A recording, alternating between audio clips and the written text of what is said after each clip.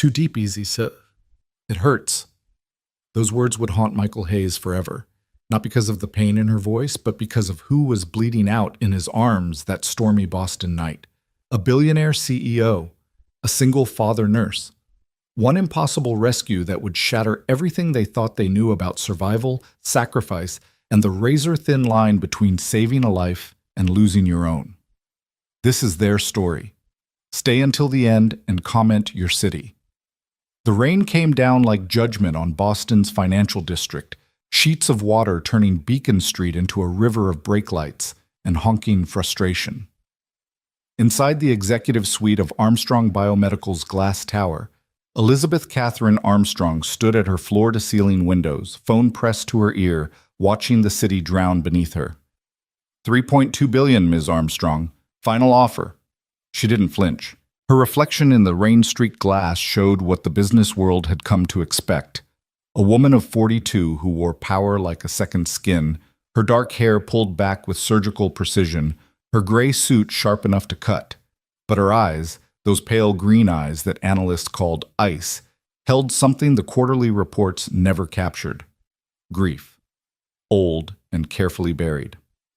"Mr. Chen," she said, her voice carrying that particular brand of Boston Brahmin coldness that came from generations of old money. "I'm going to say this once more, slowly, so your recording devices catch every syllable. Armstrong Biomedical is not for sale. Not for $3 billion, not for $30 billion. Do you understand why?" A pause on the other end. Then, "Enlighten me." Elizabeth turned from the window, pacing across the plush carpet toward the wall of frames behind her desk. Awards, patents, magazine covers declaring her the queen of biotech. But her eyes fixed on the photograph hidden among them. A young girl with a bright smile, maybe 14, holding a science fair trophy. Catherine, her little sister, gone 23 years now. "Because some research," Elizabeth said quietly, dangerously, "isn't meant to be owned by the highest bidder. Because the kidney rejection protocols we're developing will save thousands of lives, and I won't risk having them shelved because they're not profitable enough for your shareholders. Because my sister died waiting for a kidney that never came, and I watched her organs fail one by one, and I will be damned if I let anyone turn that kind of suffering into a quarterly earnings strategy." Silence. Heavy and uncomfortable. "That's very personal, Ms. Armstrong." "Yes, Mr. Chen, it is, which is why this conversation is over."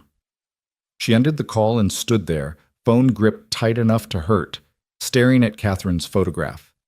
23 years of building this company. 23 years of pouring everything, her money, her youth, her chance at any kind of normal life, into creating treatments that might have saved her sister.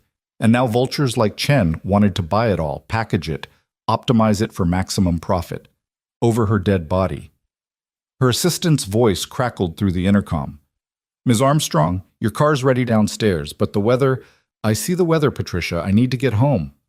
"Ma'am, the governor just issued a severe weather warning. They're saying I'll be fine. I've driven in worse." She hadn't, actually, but Elizabeth Armstrong didn't admit weakness, didn't show fear, and certainly didn't let a little rain dictate her schedule. She grabbed her briefcase, shrugged into her Burberry coat, and headed for the private elevator, heels clicking against marble, with the confidence of someone who'd spent decades convincing the world she was invincible. The lie was getting harder to maintain. The parking garage smelled like oil and rain, her black Mercedes AMG GT sitting in its reserved spot like a sleek predator. Elizabeth slid behind the wheel, feeling the familiar embrace of leather and German engineering. The engine purred to life, 600 horsepower ready to launch her toward her empty Beacon Hill townhouse, her empty bed, her empty life. She shook off the thought. Loneliness was a choice she'd decided years ago. Success demanded sacrifice. Catherine's memory demanded purpose. Romance, family, connection. Those were luxuries for people who hadn't watched their baby sister's kidneys shut down in a hospital room, who hadn't held a 14-year-old's hand while she whispered, "I'm scared, Lizzie." Elizabeth shifted into gear and headed for the exit ramp. The rain hit her windshield like a fire hose the moment she emerged onto street level. She blinked, momentarily blinded by the deluge, then flicked the wipers to maximum speed. They beat frantically but uselessly against the wall of water. "Bloody hell," she muttered, easing into traffic on Beacon Street. The roads were chaos. Taxis hydroplaning, pedestrians sprinting for cover, traffic lights barely visible through the downpour. Elizabeth navigated it all with the same cool competence she brought to boardrooms, her mind already racing ahead to tomorrow's FDA meeting, the quarterly projections, the endless demands of empire. She didn't see the deer until it was too late. It bounded from the trees lining the parkway, eyes wide and panicked in her headlights, and Elizabeth's combat instincts, the ones honed by years of cutthroat business, screamed at her to brake. She did. Too hard. The Mercedes's rear end swung out on the slick pavement. Time stretched like taffy. Elizabeth felt the steering wheel spin uselessly through her hands, saw the guardrail coming, then the trees beyond it, then impact. The world exploded in a symphony of breaking glass, twisting metal, and her own sharp cry. The airbag punched her in the face, filling the cabin with white powder and the smell of burning chemicals.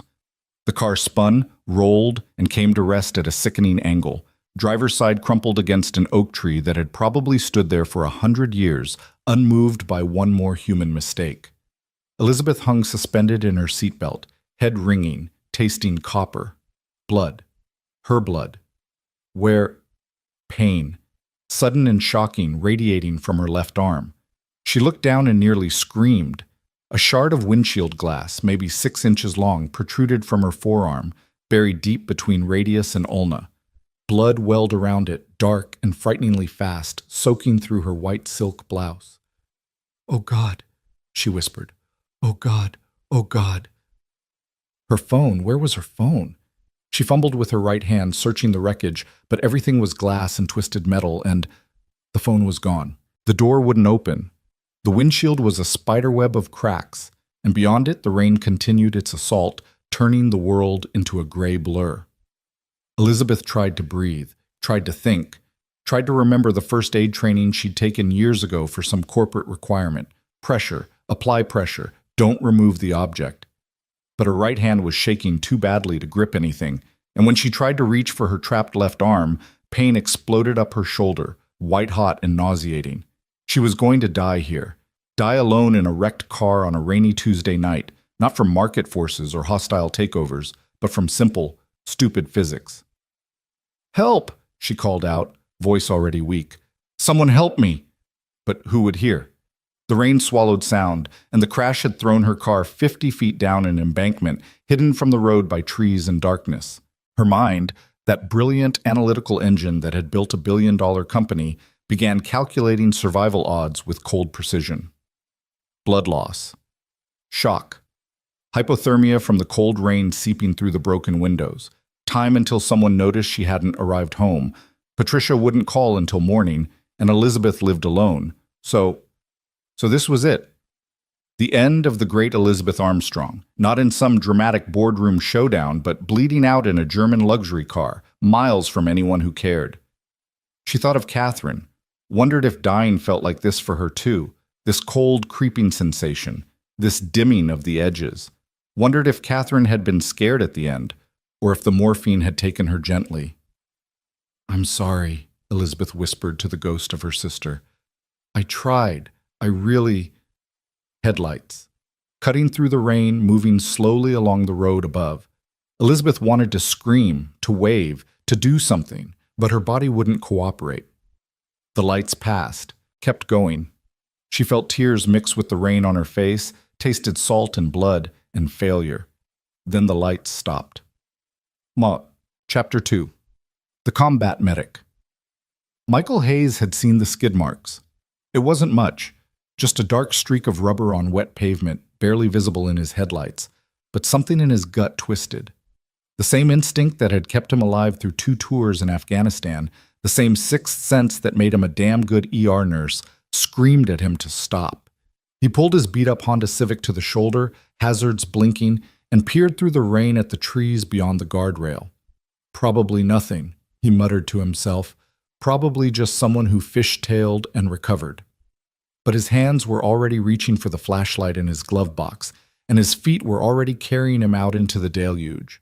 Because Michael Hayes had learned long ago that probably nothing could mean the difference between life and death. The rain soaked him instantly. His scrubs, dark blue, printed with little cartoon stethoscopes that Lily had picked out because they made her giggle, clung to his skin as he approached the guardrail. He swept his flashlight beam across the embankment. Metal, chrome, the unmistakable shape of a vehicle nose down in the trees. Shit, Michael didn't think.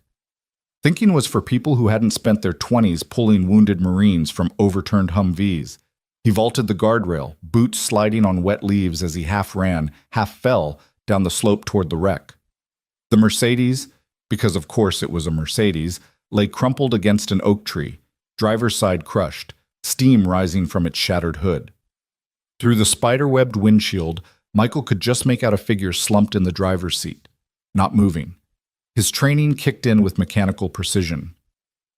Scene safety, check for fire, fuel leak, unstable vehicle. The car groaned against the tree but seemed stable. Fuel smell present but no flames. Good. Patient assessment next. He tried the driver's door, jammed. The passenger side was buried in dirt and debris. Windshield it was. "Ma'am?" Michael called out, using the edge of his flashlight to knock away the loose glass. "Ma'am, can you hear me? I'm a nurse. I'm here to help." A sound. Weak, barely audible over the rain. "Help!" Alive. Thank God. Michael cleared enough windshield to lean through, getting his first clear look at the victim. Woman, early 40s, expensive clothes. Blood. Christ, so much blood. Soaking her left arm. His flashlight beam caught on the shard of glass protruding from her forearm, and his stomach clenched with professional dread. Embedded foreign object. Deep penetration. Possible arterial involvement. "Ma'am, I'm Michael. I'm coming in, okay? Stay very still for me." He maneuvered through the windshield opening, ignoring the glass cutting through his scrubs, until he was half kneeling on the dashboard, close enough to see her face. Pale? Clammy. Pupils responsive but sluggish. Classic signs of shock. Also, he couldn't help but notice, absolutely beautiful, even with blood on her face. High cheekbones, strong jaw, eyes that probably commanded boardrooms when they weren't glazed with pain. "Focus, Hayes." "What's your name?" he asked, fingers already finding her carotid pulse.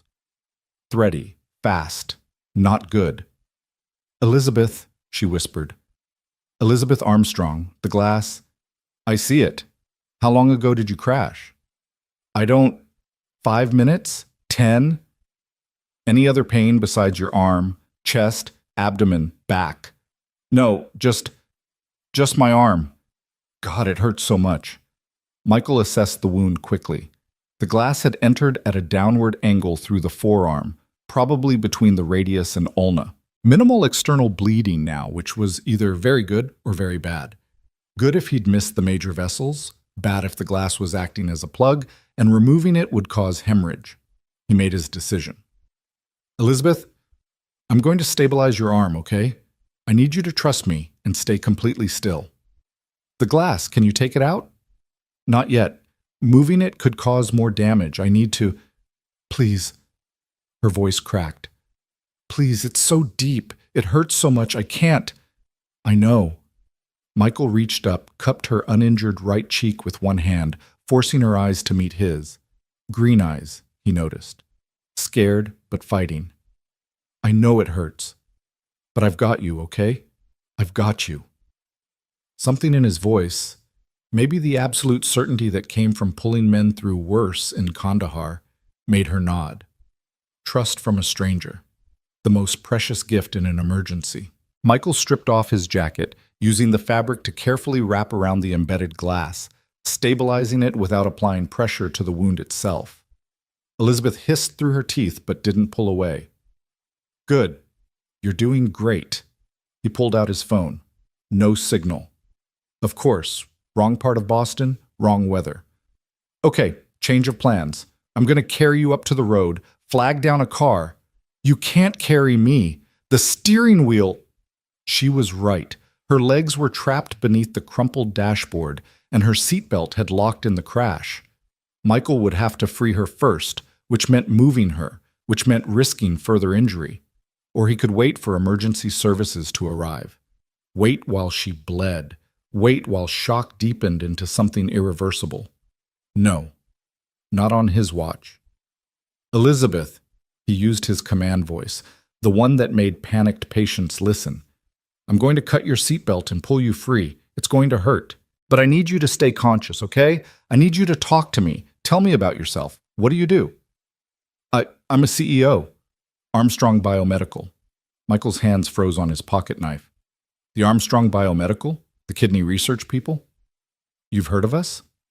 My daughter... He stopped himself. Not the time. He cut through the seatbelt with quick, practiced strokes. Yeah, I've heard of you. Hold on.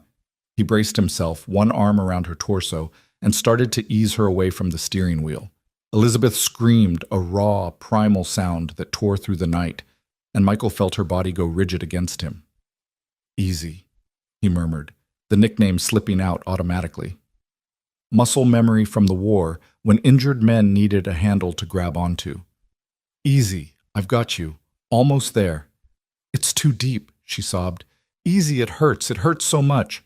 I know it does. But you're strong, Elizabeth. Stronger than this, come on. With one final pull, she came free.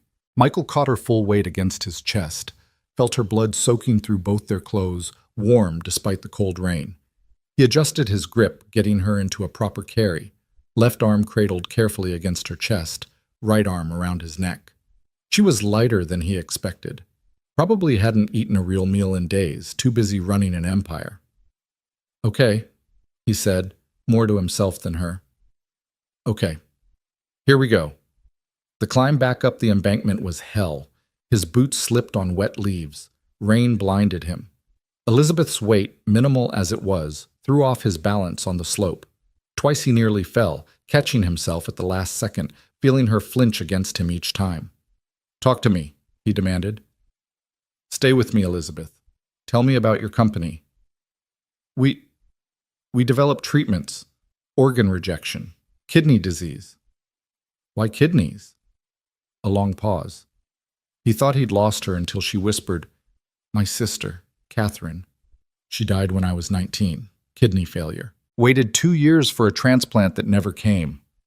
Michael felt something shift in his chest, recognition of shared grief. He knew that particular wound, the one left by watching someone you loved die from something that shouldn't have killed them. I'm sorry, he said, and meant it. Me too. They reached the guardrail.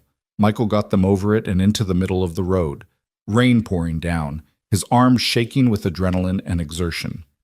Headlights appeared in the distance, a truck moving slowly through the storm. Michael stood in the middle of the road, holding Elizabeth, and didn't move. The truck slammed on its brakes, horn blaring. Help! Michael shouted. I need your phone! Medical emergency!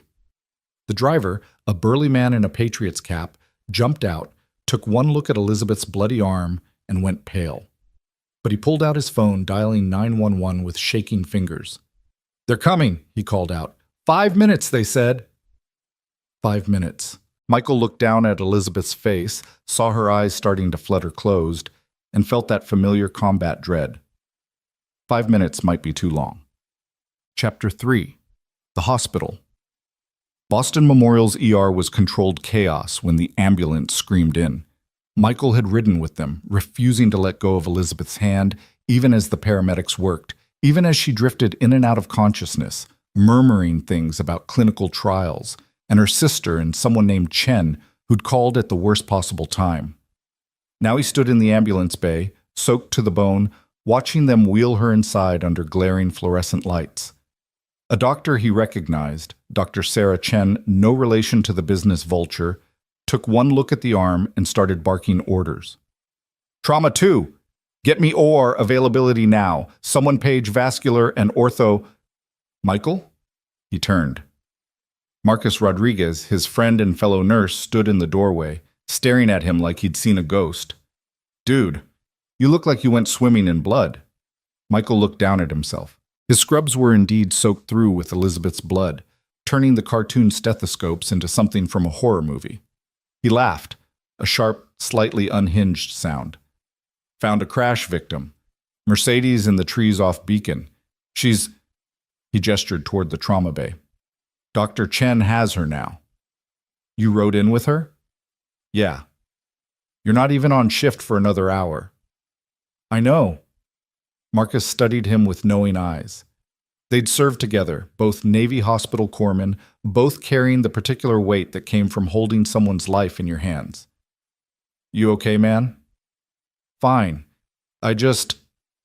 Michael ran a hand through his wet hair. I need to clean up, change, get to work. Or you could go home. You just saved someone's life. I think you've earned... Marcus. Michael's voice came out harder than he intended. I have a shift. I have bills. I have Lily waiting for Mrs. Chen to give me an all-clear after this respiratory thing. I can't go home. Understanding flickered across Marcus's face. Lily. The reason Michael worked doubles, picked up extra shifts, lived on coffee and determination.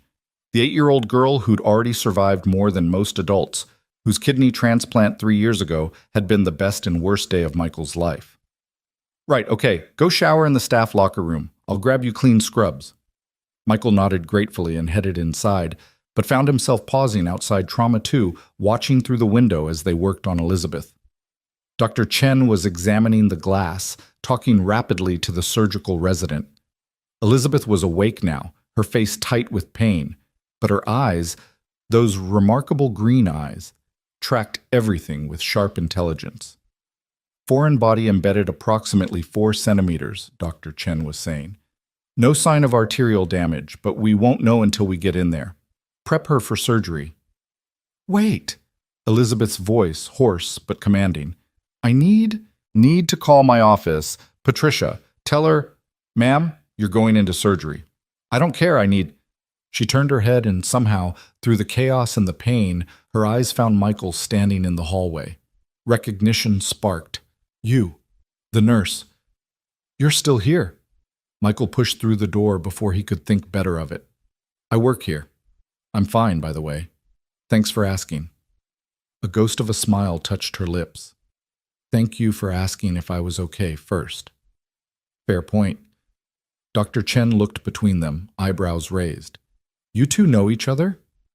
He pulled me out of the car, Elizabeth said, carried me up a hill in a storm, held my hand in the ambulance.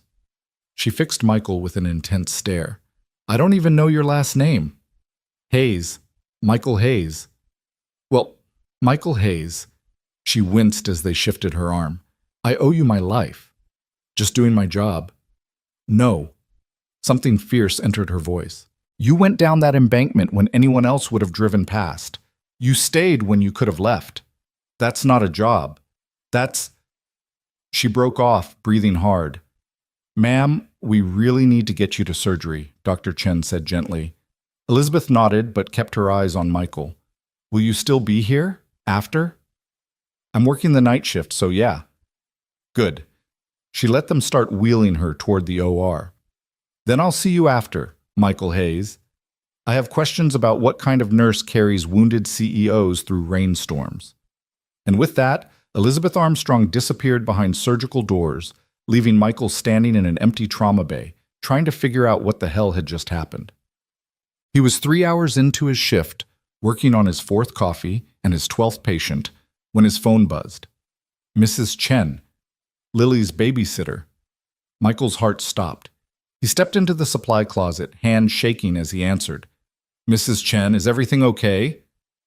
Michael, I'm so sorry to bother you at work. The elderly woman's voice sounded rough, congested. I think I'm coming down with something, a cold, maybe flu, and with Lily's immune system. Say no more. I'll figure something out. But what? It was 10 p.m. on a Tuesday. His mother lived in Florida. He had no other family in Boston, no backup plan, no... She can come here. Michael spun around.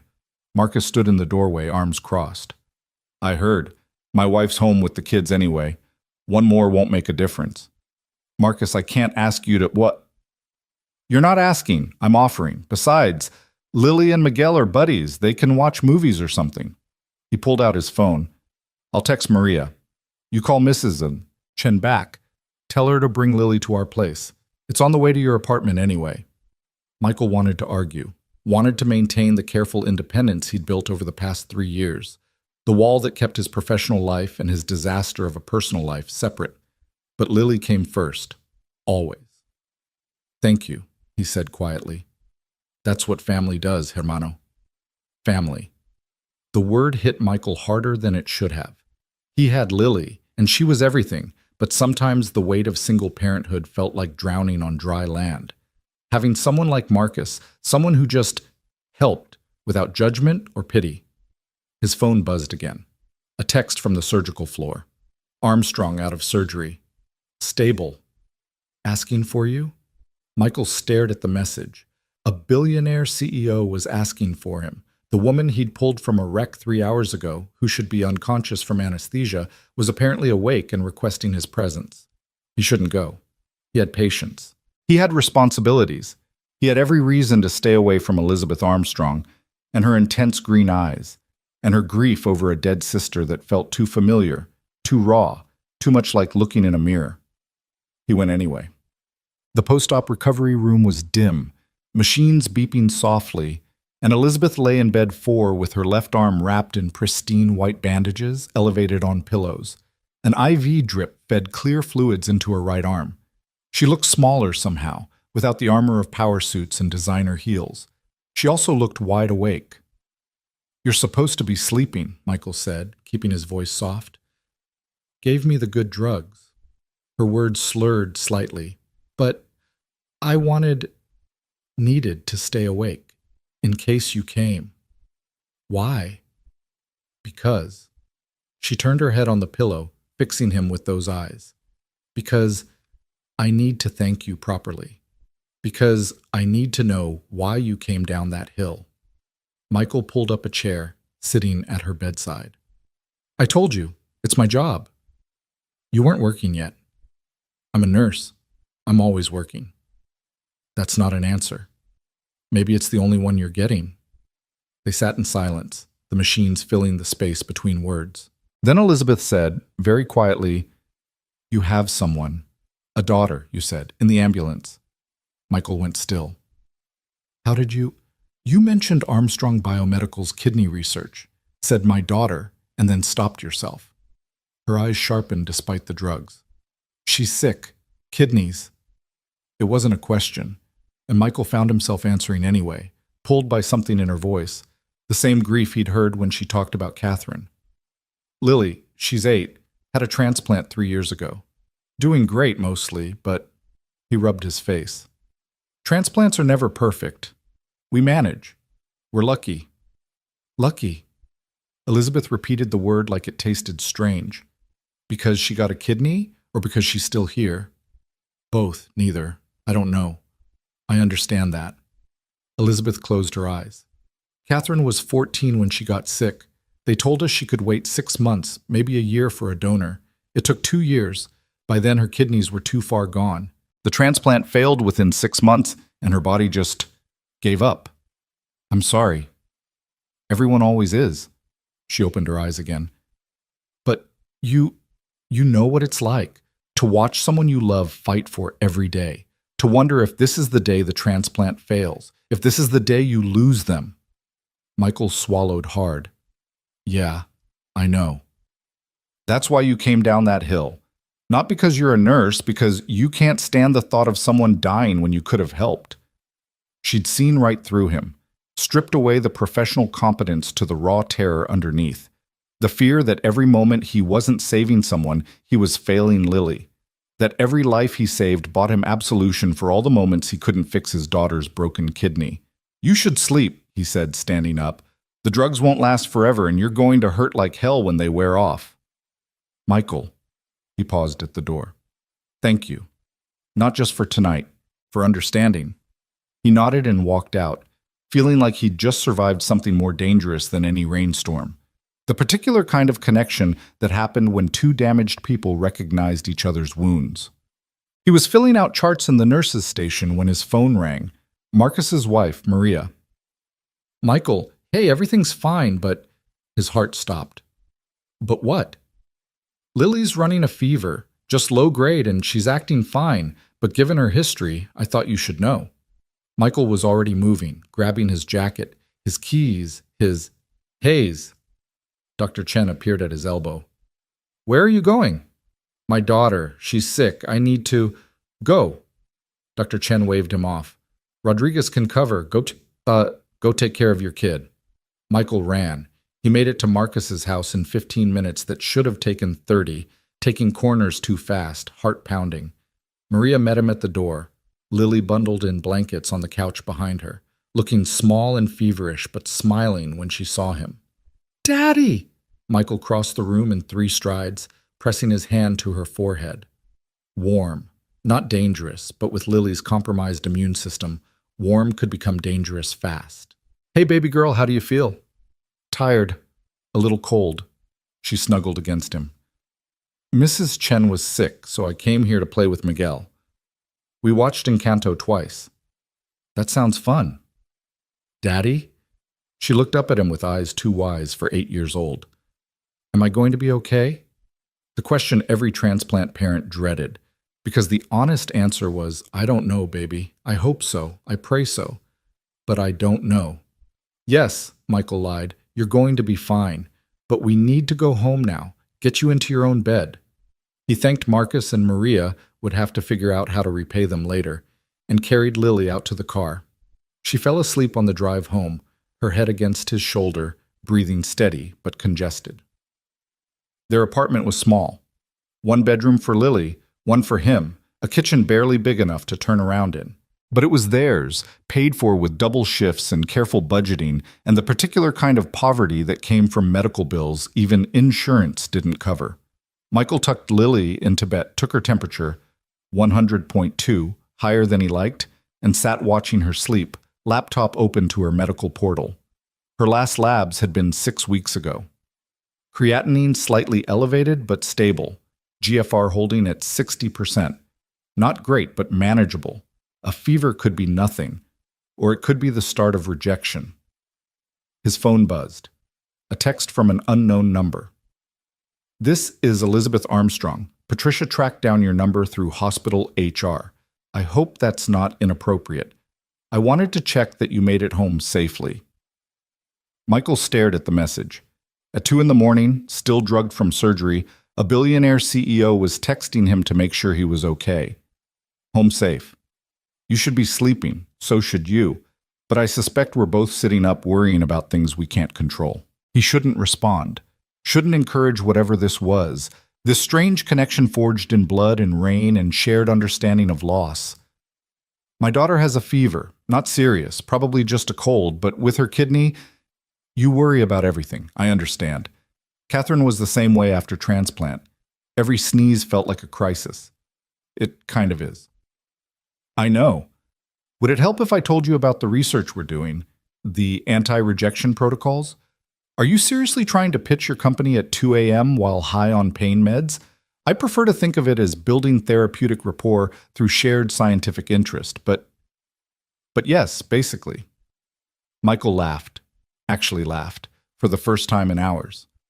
They texted until dawn, Elizabeth describing cutting-edge research into tolerance protocols that could reduce anti-rejection drugs, Michael asking questions he'd been too afraid to voice to Lily's doctors. At some point, it stopped being about medicine and became about 2 people who'd been alone too long, finding unexpected kinship in the digital dark. When Lily woke up at 6, fever down to 99.1, Michael's phone held 72 messages from Elizabeth Armstrong, and his chest held something dangerous. Hope. Chapter 4. The Meeting. 3 days later, Michael found himself standing outside Armstrong Biomedical's glass tower, Lily's hand clutched in his, wondering what the hell he was doing. Is this where the kidney lady works? Lily asked, staring up at the building with wide eyes. Yeah, baby, this is her company. Why are we visiting? Good question, because Elizabeth had texted asking if he'd like to tour the research facilities? Because she'd mentioned wanting to meet Lily? Because Michael had spent 72 hours thinking about a woman he barely knew, and that was dangerous and he should shut it down. But instead he was walking through glass doors into a marble lobby that probably cost more than his entire apartment building? Because she wants to tell us about the research she's doing, research that might help you. Lily squeezed his hand. Will it make my kidney work better? Maybe. I don't know, sweetie, but it's worth learning about. The receptionist, Patricia, according to her nameplate, smiled warmly at them. Mr. Hayes, Miss Armstrong is expecting you, 9th floor executive suite. The elevator was all glass and chrome, rising smoothly through the building's atrium. Lily pressed her face against the window, watching Boston shrink beneath them. Daddy, are you nervous? A little. Why?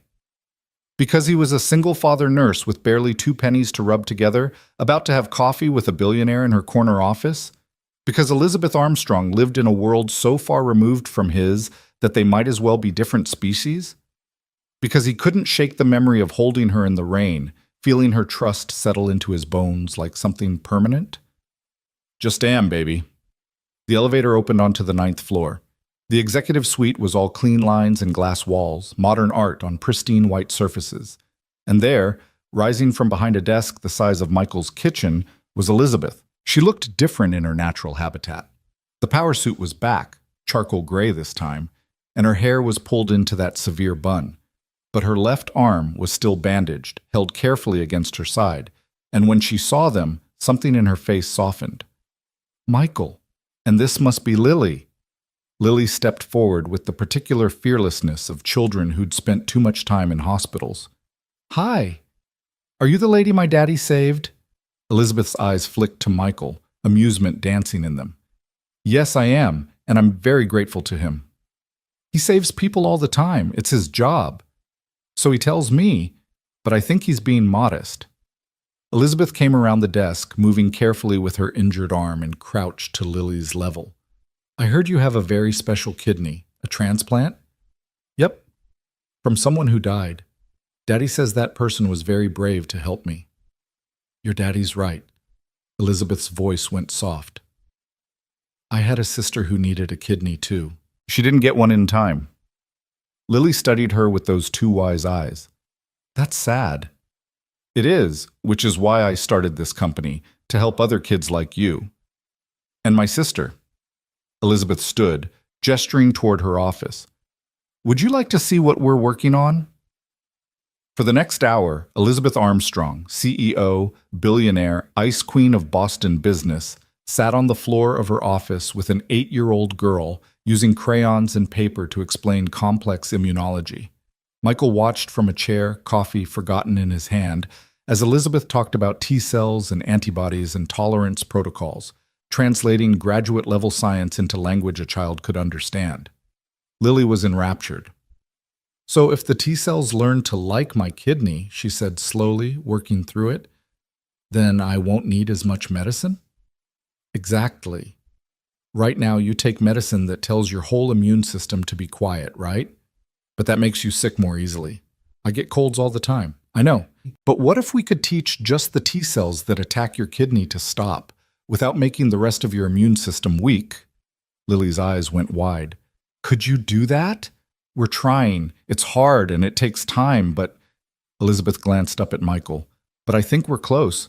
Maybe 2 or 3 years until clinical trials. 2 or 3 years. Lily would be 10, 11, still young enough to benefit from protocols that could extend her transplant's life, reduce the toxic burden of immunosuppressants, give her a chance at something resembling normal. Can I see the lab? Lily asked. Elizabeth smiled, a real smile, not the polished PR version. I think that can be arranged. They toured the facilities, Elizabeth pointing out centrifuges and cell cultures, researchers in white coats who waved at their boss and smiled at the curious girl peppering them with questions. Michael trailed behind, watching Elizabeth watch Lily, seeing something transform in the CEO's face. She was seeing Catherine, the sister who'd loved science fairs and biology and had dreamed of becoming a doctor before kidney disease stole that future. In Lily, bright and curious and fighting for every day, Elizabeth was getting a glimpse of what her sister might have become. Mr. Hayes? Patricia appeared at his elbow. Ms. Armstrong asked me to give you this. She handed him a folder. Inside, paperwork for Armstrong Biomedical's Patient Assistance Program, a referral to the company's research coordinator, and a personal note in Elizabeth's precise handwriting. Lily reminds me of Catherine, brilliant, brave, and full of questions. I'd like to help, if you'll let me. Not as a CEO. As someone who understands what you're fighting for. E. Michael's throat tightened. He looked up to find Elizabeth watching him from across the lab, Lily chattering beside her about cellular membranes, and something passed between them. Acknowledgement. Understanding. The particular bond of two people who'd seen loss and refused to surrender. "Daddy!" Lily called out. "Mrs. Elizabeth says there's a clinical trial starting next year for kids with transplants. Can I be in it?" Michael met Elizabeth's eyes.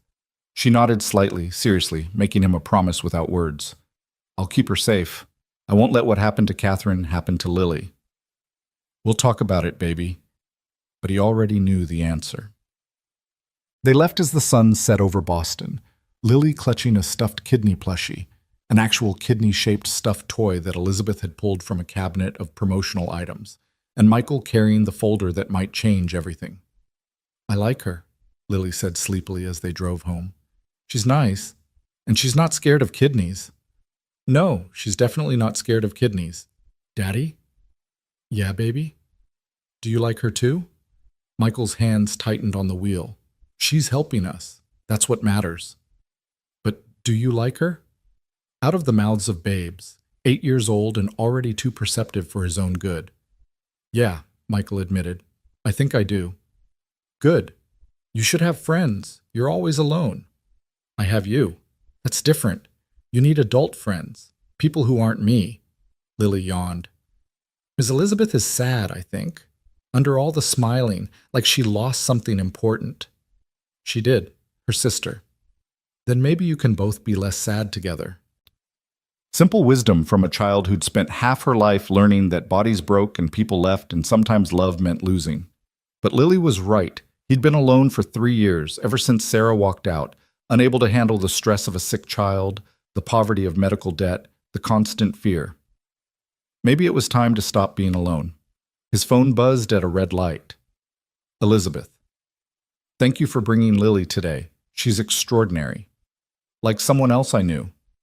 Thank you for the assistance program paperwork, and for treating her like the scientist she wants to be."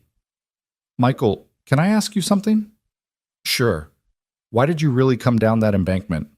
The truth this time. Michael sat at the red light, Lily dozing beside him, and typed the words he hadn't admitted to anyone, maybe not even himself. "Because I know what it's like to be drowning and need someone to pull you out. Because I'm tired of losing people. Because something in me couldn't walk past and leave you there." A long pause. Then, "That's what I thought. And that's why I'm going to help Lily. Because you saved my life and now I want to save hers. Not as repayment. As choice." The light turned green. Michael drove home, heart full of something that felt dangerously like hope, while Lily slept and held her kidney plushie and dreamed of T-cells learning to be kind.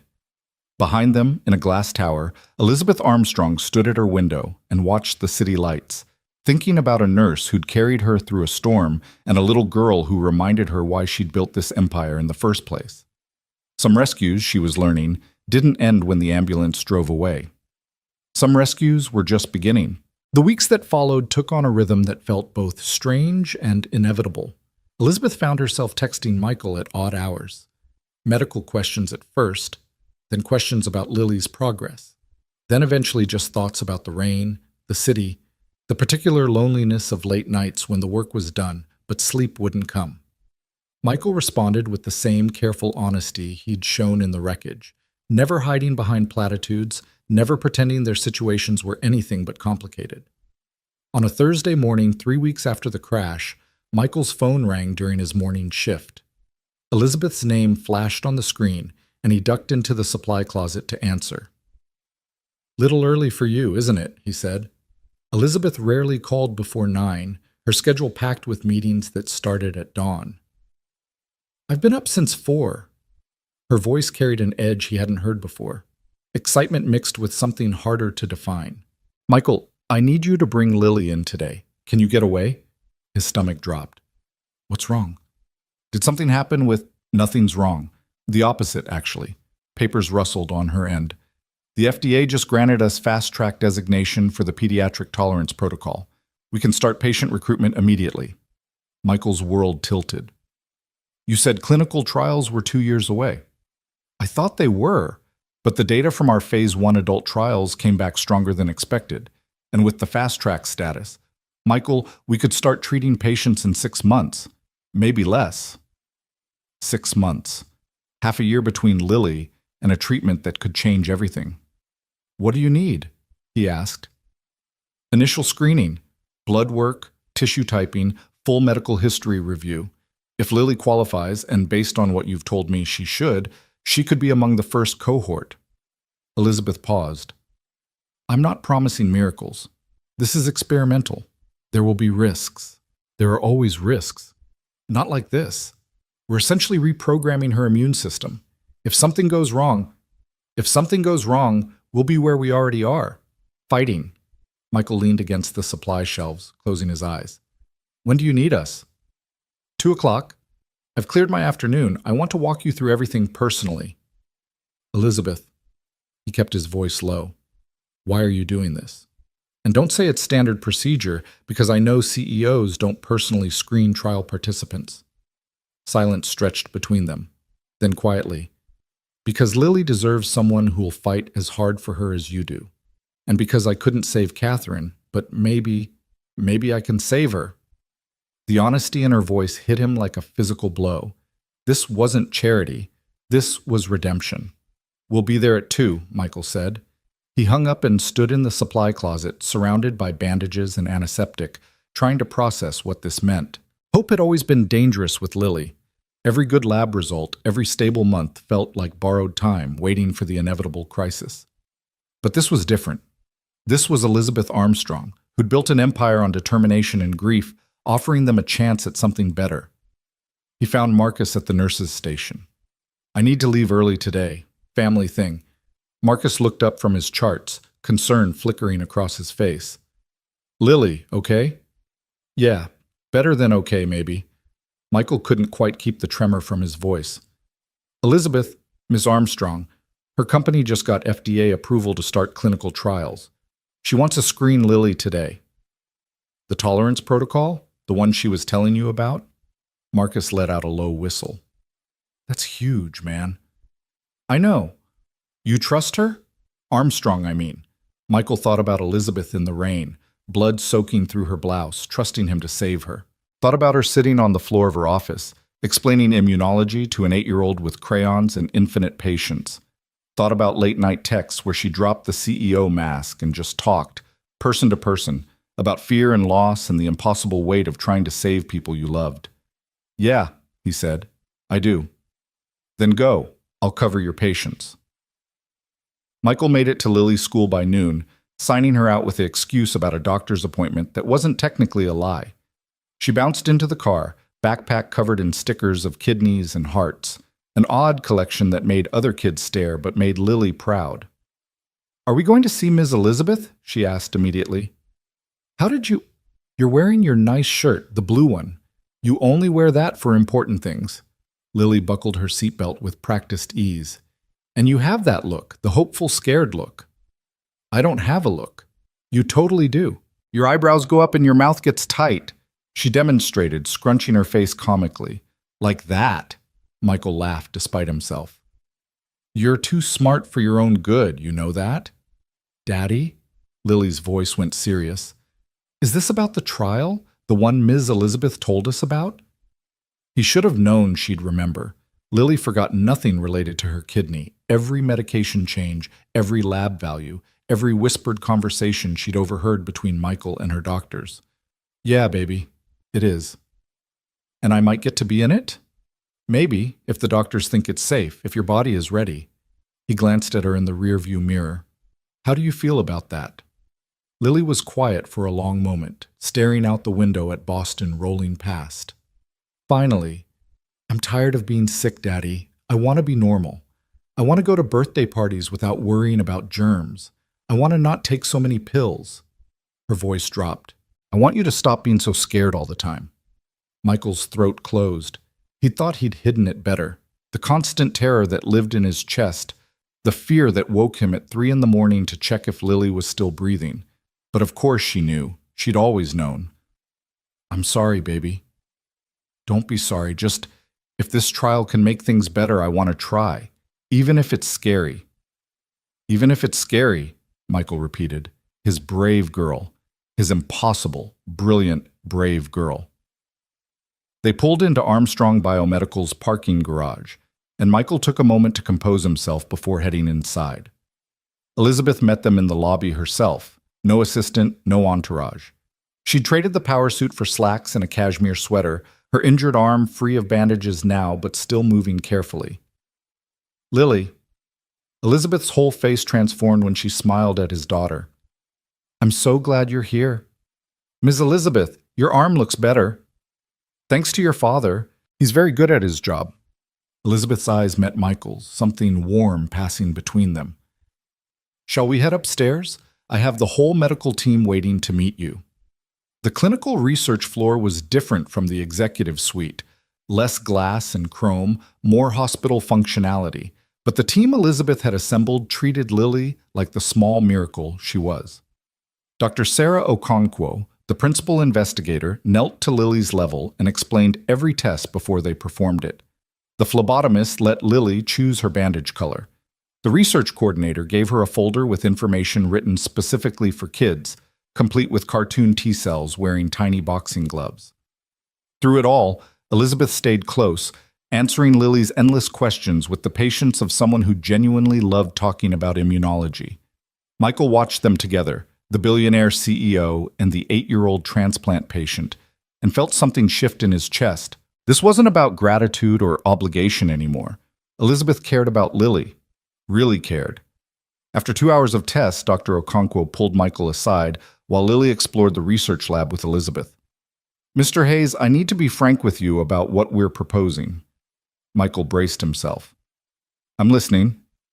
Lily's current immunosuppression regimen is working, but her creatinine has been creeping up. Not alarmingly, but enough to suggest we're starting to see chronic rejection changes. At her current trajectory, she might need another transplant in 5 to 7 years. I know. Michael had been watching those numbers, calculating the same grim timeline. This protocol could change that.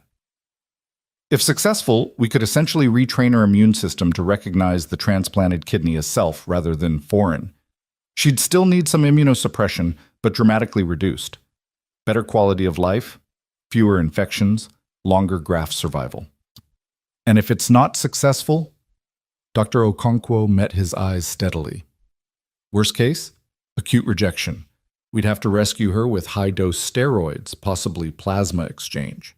There's approximately a 15% chance of significant complications. But Michael, and I'm speaking as a clinician, not a researcher, that risk exists every day with her current treatment. At least this way, we're trying for something better. 15%. Michael had faced worse odds in Afghanistan, had made life or death decisions with less information. But this wasn't his life, this was Lily's. Can I have time to think about it? Of course. The consent process takes weeks anyway. Read everything, ask questions, talk to Lily. Dr. Okonkwo squeezed his shoulder. For what it's worth, if she were my daughter, I'd say yes. Michael found Elizabeth and Lily in the main lab, peering through a microscope at slides of T-cells. Lily was narrating what she saw with the confidence of a future scientist. That one looks angry, like it wants to fight. That's exactly what it wants to do, Elizabeth said. It's a killer T-cell. See how it's bigger than the others? That's because it's activated, ready to attack something it thinks is dangerous. Like my kidney? Sometimes, yes, but we're teaching it not to. Lily looked up from the microscope, her expression serious. Will it hurt? The teaching part? Elizabeth glanced at Michael, seeking permission to answer honestly. He nodded slightly. A little bit, yes. You'll need some extra medications for a while, and you'll have to come to the hospital more often for checkups. But Lily, Elizabeth crouched beside her. I promise we'll do everything we can to keep you safe. Your dad will be here. I'll be here. A whole team of doctors who care about you will be here. Because you couldn't save Catherine? The bluntness of the question made Michael wince, but Elizabeth didn't flinch. Yes, because I couldn't save my sister, and I don't want any other sister or daughter to go through what she did. Lily considered this with the gravity of someone much older. Okay, I want to try, but only if Daddy says it's okay. Two pairs of eyes turned to Michael, one green and intense, one brown and trusting. The two most important people in his suddenly complicated life, waiting for him to decide their collective future. Let me read everything first, he said. Then we'll decide together, all three of us. Elizabeth smiled. That's all I ask. They stayed another hour, Elizabeth walking them through patient education materials, Dr. Okonkwo answering Michael's increasingly technical questions. By the time they left, Michael's head was swimming with information about regulatory T cells and tolerance induction and monitoring protocols. In the parking garage, Elizabeth walked them to Michael's car, moving with the careful grace of someone still healing. The October evening had turned cold, their breath misting in the concrete space. Thank you, Michael said, for all of this, for treating her like she matters. She does matter, more than you know. Elizabeth hugged her arms against the chill. Michael, I need to tell you something, and I don't want you to take it the wrong way. His guard went up automatically. Okay. This trial, it's not charity. Lily qualifies on her medical merits alone. She has the right HLA profile, the right timing post-transplant, the right degree of stable function with room for improvement. I would have enrolled her even if we'd never met. But we did meet. Yes, and that matters to me. Elizabeth's voice dropped. It matters more than it probably should, which is why I need you to know, if you ever feel like I'm overstepping, or if you want her care transferred to someone else on the team, I'll understand. I won't take it personally. Michael studied her face in the dim garage lighting, saw the vulnerability beneath the professional competence, the fear that she was doing this for the wrong reasons, letting personal grief cloud clinical judgment. Do you think you're overstepping? He asked. I don't know. Am I? No. He said it firmly, needing her to hear it. You're doing what doctors should do, seeing patients as people, not cases. Caring about outcomes because they matter, not just because they look good in publications. Lily needs someone like you, someone who understands what's at stake. And what about what you need? The question hung between them, loaded with implications neither was quite ready to explore. Michael thought about lonely nights, about going years without adult conversation that didn't revolve around medical schedules, about the peculiar isolation of single parenthood. He thought about Elizabeth's texts at midnight, her willingness to listen without judgment, the way she made him feel less alone. I need someone who won't give up on her, he said carefully. Everything else, we can figure out as we go. Elizabeth nodded, but something flickered in her eyes. Disappointment? Relief? Both? Daddy! Lily called from the car. I'm cold! Coming, baby. Michael turned back to Elizabeth. I'll read everything tonight. We'll talk tomorrow? Tomorrow, she agreed. He drove away watching her in the rearview mirror, standing alone in the parking garage, and wondered when exactly he'd stopped thinking of her as the woman from the crash and started thinking of her as just Elizabeth. That night, after Lily was asleep, Michael spread the consent documents across his kitchen table and started reading. The medical terminology was familiar from his nursing background, but the implications were staggering. They wanted to infuse Lily with modified regulatory T cells, essentially teaching her immune system new rules. The process would take months, require weekly monitoring, carry risks that made his stomach clench. But the potential benefits, God, the benefits. Reduced immunosuppression, fewer infections, a kidney that might last into her 20s, her 30s, longer, a chance at something resembling a normal childhood. His phone buzzed. Elizabeth, as if she'd sensed him thinking about her. You're reading the consent forms, aren't you? How did you know? Because I'm reading them too, making notes, thinking about every possible thing that could go wrong and how we'll handle it. Michael leaned back in his chair, phone pressed to his ear, surrounded by medical documents. This is insane, right? What we're considering? Completely insane. Revolutionary medicine usually is. And you're sure about this? About the science? I'm sure we have the best team in the country. I'm sure the phase 1 data exceeded every expectation. I'm sure that doing nothing guarantees Lily will need another transplant before she's 20. Elizabeth paused. What I'm not sure about is whether I'm pushing too hard because I want this to work so badly. For her, for Catherine, for you. For you. The words settled into Michael's chest, warm and dangerous. I trust you, he said simply. Why? You barely know me. I know you came down that embankment when anyone else would have driven past. I know you sat on the floor of your office teaching my daughter about T-cells. I know you text me at midnight because you're worried about trial protocols and patient safety. He stared at the consent forms. I know you care, Elizabeth. That's enough. Silence on the other end. Then, so quietly, he almost missed it. No one's trusted me like this in a very long time. Then maybe it's time someone did. They talked until 2 a.m, Elizabeth walking him through every section of the consent, answering questions he hadn't even thought to ask. Somewhere around 1:30, the conversation drifted from medicine to life. Her empty townhouse, his tiny apartment, the particular loneliness of being successful or struggling while everyone else seemed to have figured out this thing called living. Do you ever regret it? Elizabeth asked. Raising Lily alone, you could have, found someone to help. Michael thought about Sarah, Lily's mother, who'd left when the diagnosis came. Who'd looked at their sick baby and decided motherhood was too hard, too scary, too much. Who'd signed away her parental rights and disappeared into a new life that didn't include medical crises and crushing debt. Never, he said. Not once. Lily is the best thing that ever happened to me, even with everything else. You're a good father, Michael. I'm trying to be. You're succeeding. Elizabeth's voice carried a wistfulness. Catherine and I used to dream about families. She wanted 4 kids, a big chaotic house full of noise and love.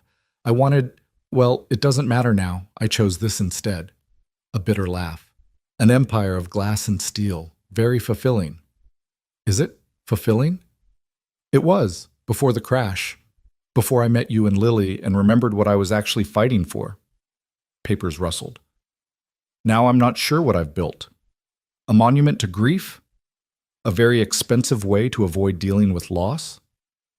Or a way to save thousands of people who won't have to lose their sisters? You're kind, Michael Hayes. I'm honest. There's a difference.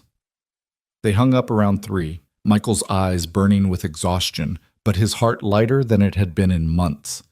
He checked on Lily, still sleeping peacefully, kidney plushie clutched to her chest, and finally let himself admit what he'd been avoiding for weeks. He was falling for Elizabeth Armstrong. Not because she was rich or successful or beautiful, though she was all those things, but because she'd sat in a wrecked car bleeding and still managed to worry about other people, because she treated his daughter with respect and genuine affection, because she understood loss in a way most people didn't, and she'd turned that understanding into something purposeful instead of letting it destroy her. It was the worst possible timing, the most complicated situation. A billionaire CEO and a broke single father with Michael's daughter's health hanging in the balance and professional boundaries they absolutely shouldn't cross.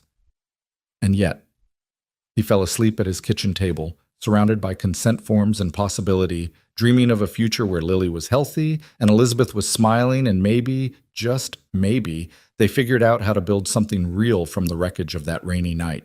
The next morning, Lily found him still at the table, head pillowed on his arms, and gently shook him awake. Daddy? Did you read everything? Michael blinked bleary eyes at her. Yeah, baby, I read it all. And I think, if you're sure this is what you want, we should do it. Lily's face split into a grin. Really? Really, but Lily, listen to me. He pulled her onto his lap, needing her to understand. This is going to be hard, harder than your transplant maybe. You'll have to be very brave. I can be brave. I'm always brave. I know you are. The bravest person I know. He hugged her tight. When did you get so grown up? I've always been grown up. You just didn't notice. She was right, he realized. Somewhere between medications and hospital visits and the constant low-grade terror of parenting a sick child, Lily had become her own person, strong and smart and ready to fight for her future, just like her father, just like the woman who was offering them hope. Michael called Elizabeth from his car after dropping Lily at school. We're in. Lily said yes. I said yes. Let's do this. The sound Elizabeth made, half laugh, half sob, told him everything he needed to know about how much this meant to her. "Thank you," she whispered. "Thank you for trusting me with her. Thank you for caring. Michael," she hesitated. "After we get through enrollment and the first few infusions, when things are stable, I'd like to take you both to dinner, somewhere nice, to celebrate." "Elizabeth Armstrong, are you asking me on a date?" "I'm asking to take my patient and her father to dinner, as a thank you." "That's not what I asked." A long pause, then, "Yes, I suppose I am. If you'd want—" "Yes," Michael said, grinning at his steering wheel like an idiot. "We'd want that very much." "Oh, good. That's good." She sounded flustered. Elizabeth Armstrong, who commanded boardrooms and stared down corporate raiders, was flustered over asking him to dinner.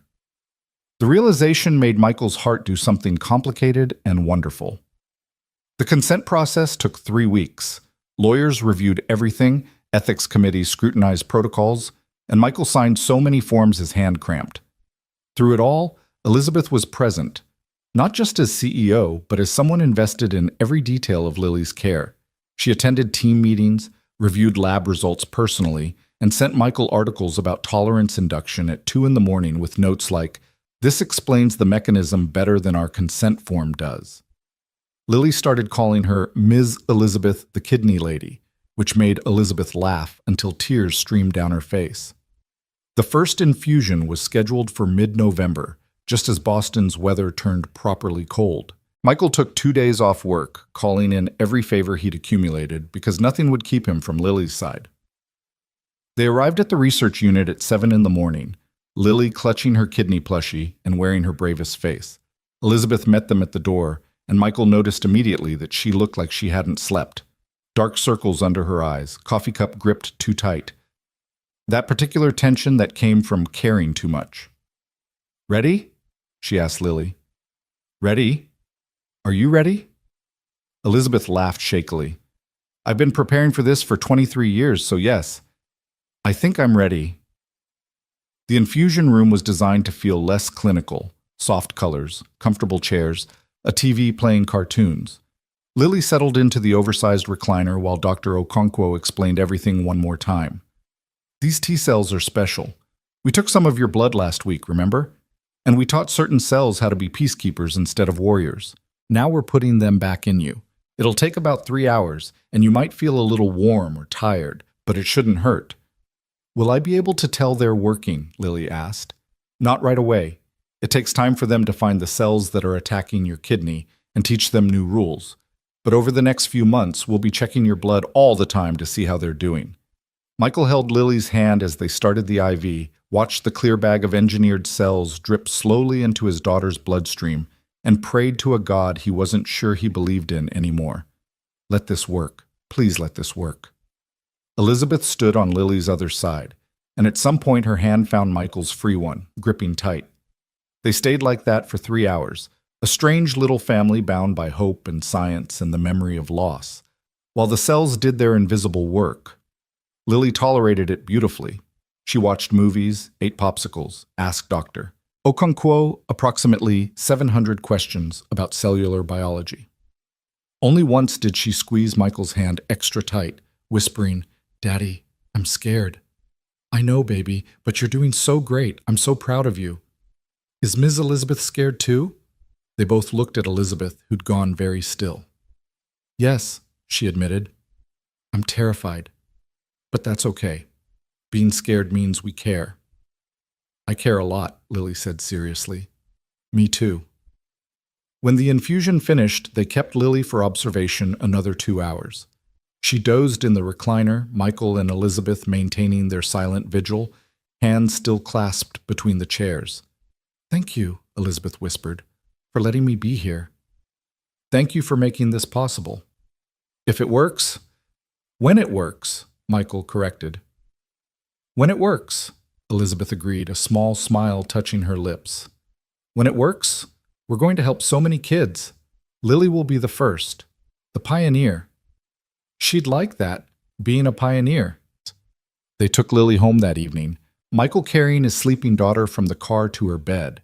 She'd been given steroids as part of the protocol, which made her wired and then exhausted.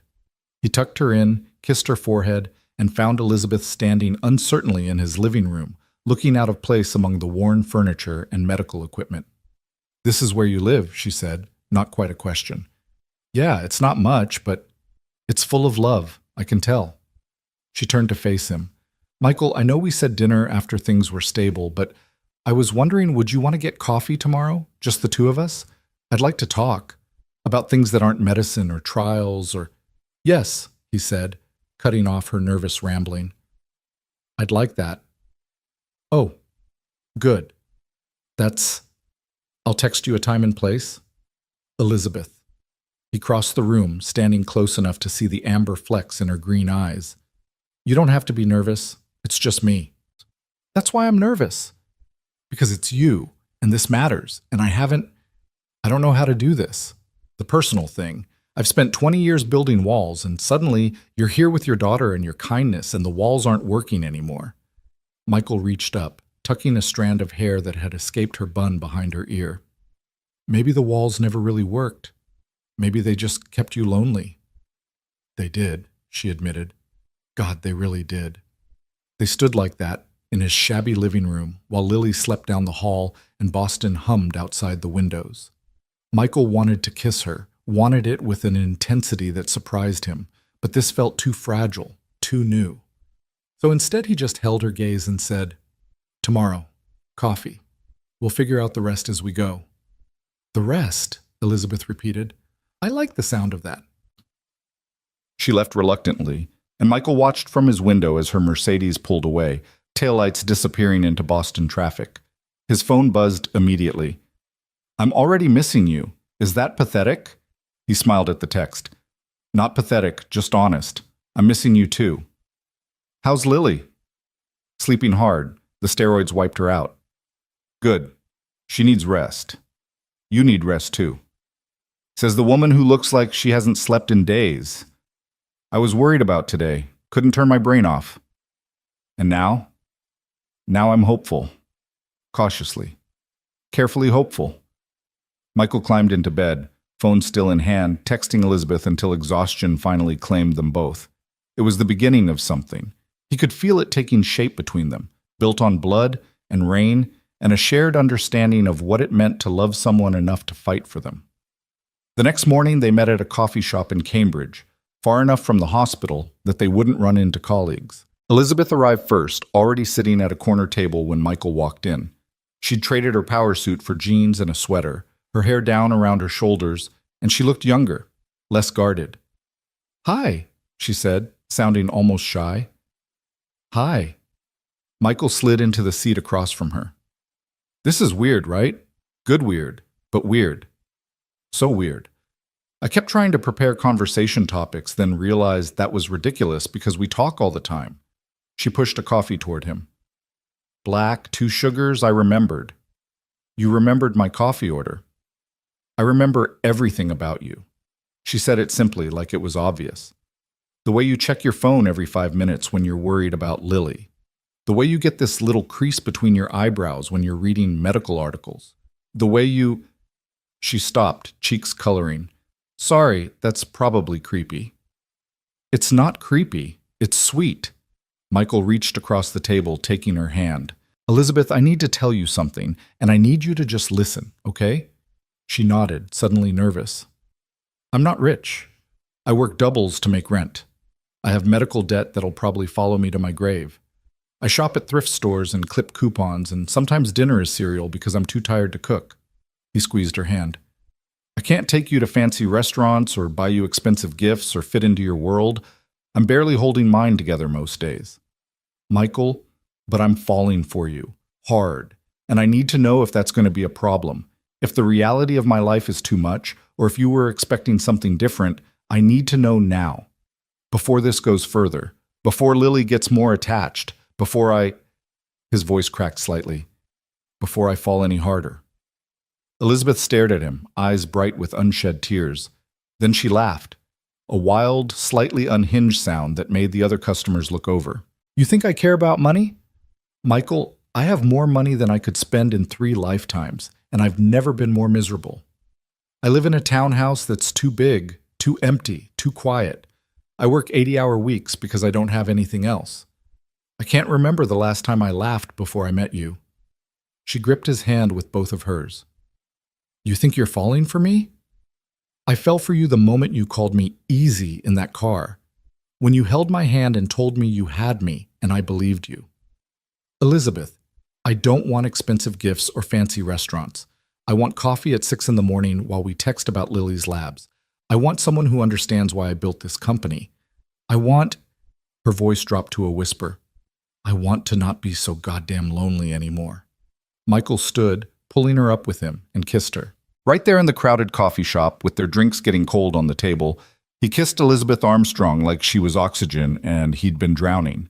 She made a small sound of surprise, then melted against him, hands fisting in his jacket. "I've got plenty of baggage myself. We'll make it work." And somehow, standing in that coffee shop with Elizabeth in his arms and hope blooming in his chest, Michael believed they would. They kept it quiet at first. Not because they were ashamed, but because the situation was complicated enough without adding public scrutiny to the mix. Elizabeth was still Lily's physician, technically speaking, even if Dr. Okonkwo managed the day-to-day care. Michael was still a parent navigating experimental treatment for his daughter. The ethics were murky at best, but stealing moments together became the thread that held them both together during the grueling weeks that followed. Coffee before Michael's shifts, late dinners after Lily was asleep, Elizabeth arriving at his apartment with takeout from restaurants Michael couldn't pronounce, texts at all hours, sometimes about Lily's lab, sometimes just because they needed to hear from each other. 3 weeks after the first infusion, Lily's labs came back. Michael was at work when his phone rang, Elizabeth's name flashing, and his heart immediately jumped into his throat. "Tell me," he said, not bothering with hello. Her creatinine dropped. Elizabeth's voice shook with barely contained emotion. 0.2 milligrams. That doesn't sound like much, but Michael, it's moving in the right direction. And her T-cell populations are showing exactly the shift we hoped for. The regulatory cells are expanding. Michael leaned against the nurse's station wall, suddenly unable to stand. "It's working. It's early. We need more time, more data. But yes, I think it's working." He wanted to shout, to cry, to do something with the surge of relief and hope flooding his system. Instead, he just closed his eyes and whispered, "Thank you. God, Elizabeth, thank you. Don't thank me yet. We have months to go." But something had shifted. The impossible was becoming possible. That night, Elizabeth came to the apartment with a small cake from Lily's favorite bakery. They told her together, watching her face light up with understanding that her body was finally, maybe, learning to accept the gift it had been given. "Does this mean I can go to Emma's birthday party next month?" Lily asked immediately. "The one at the trampoline place?" Michael and Elizabeth exchanged glances. "Let's see how the next few weeks go," Michael said carefully. "But maybe?" "Maybe, baby." Lily launched herself at Elizabeth, hugging her with the fierce gratitude of a child who understood she was being given a second chance. "You're the best kidney lady ever." Elizabeth's eyes filled with tears. She hugged Lily back, and over his daughter's head her gaze found Michael's. In that look, gratitude, wonder, terror, that this fragile hope might shatter, he saw everything he felt reflected back. After Lily went to bed, they sat on Michael's lumpy couch, Elizabeth tucked against his side, her head on his shoulder. "I'm scared," she admitted quietly. "Every time I let myself believe this is working, I remember Catherine. How we thought she was getting better, and then, 'This isn't Catherine,' Michael said firmly. 'The medicine is different. The timing is different. Lily is different.' But what if it's not enough? What if I've given you false hope?" Michael turned to face her, taking her face in his hands. "Elizabeth, listen to me. Even if this doesn't work, and I believe it will, but even if it doesn't, you've given us something no one else could. You've given us a chance. You've shown Lily that people are fighting for her, researching for her, caring about her future. That matters. Whatever happens, that will always matter. How are you so calm about this?" "I'm not calm. I'm terrified every second of every day. But I've learned that fear doesn't stop the future from coming. All we can do is face it together." Elizabeth kissed him then, soft and desperate, like she was trying to absorb some of his strength. They stayed like that for a long time, holding each other in the dark apartment, two people who'd lost too much trying to believe they might finally get to keep something. The following weeks brought a new rhythm to their lives. Lily's weekly monitoring appointments became family affairs. Michael taking her in, Elizabeth meeting them there, the three of them grabbing lunch afterward at whichever restaurant Lily chose. They were building something, the three of them, though none of them quite dared to name it yet. But Boston's medical community was small, and people noticed. Marcus cornered Michael in the locker room one afternoon, arms crossed, wearing his concerned friend face. "So, you and Armstrong." Michael's hand stilled on his locker. "What about us?" "Come on, man. You think I haven't noticed? The way you check your phone and smile, how you've been humming while you work. I haven't seen you this happy since before Sarah left. It's complicated." "It's always complicated with you." Marcus softened. "But I'm happy for you. She seems good for you, and Lily adores her." "She does." Michael couldn't help smiling. "It's terrifying, actually, how attached Lily's gotten. If things don't work out, why wouldn't they work out? Because Elizabeth is a billionaire CEO and I'm a broke nurse? Because she's Lily's doctor? Because there are about 17 different ways this could go wrong?" Marcus shook his head. "Or it could go right. You ever think about that? Maybe the universe is finally cutting you a break." Michael wanted to believe that. But he'd learned the hard way that the universe didn't hand out happy endings, especially not to people like him. His phone buzzed. "Elizabeth. Can you come to my office after your shift? Something's come up. Don't worry, nothing bad with Lily." Michael's stomach still dropped despite the reassurance. "I'll be there." He found Elizabeth in her corner office an hour later, staring at documents spread across her desk. She looked tired, her usually perfect composure slightly frayed at the edges. "What's wrong?" he asked immediately. "Chen, the businessman who tried to buy Armstrong Biomedical? He's back, with a new offer." She pushed a document toward him. $4 billion this time. "And he's threatening to go hostile if I don't accept." Michael scanned the papers, not understanding half the financial jargon, but getting the gist. "Can he do that?" "Technically, yes. I own 51% of the company, but he could buy up shares from the other investors, make things very uncomfortable, tie us up in legal battles that would drain resources we need for research." Elizabeth rubbed her temples. "He's specifically targeting the tolerance protocol, wants to fast-track it, license it to pharmaceutical companies for maximum profit." "What happens to the patients, to Lily?" "Nothing. In theory, the trial would continue, but the protocol would become proprietary, expensive. Kids like Lily who can't afford cutting-edge treatment would be locked out." She met his eyes. "Everything I built this company to prevent." "So tell him no." "I did.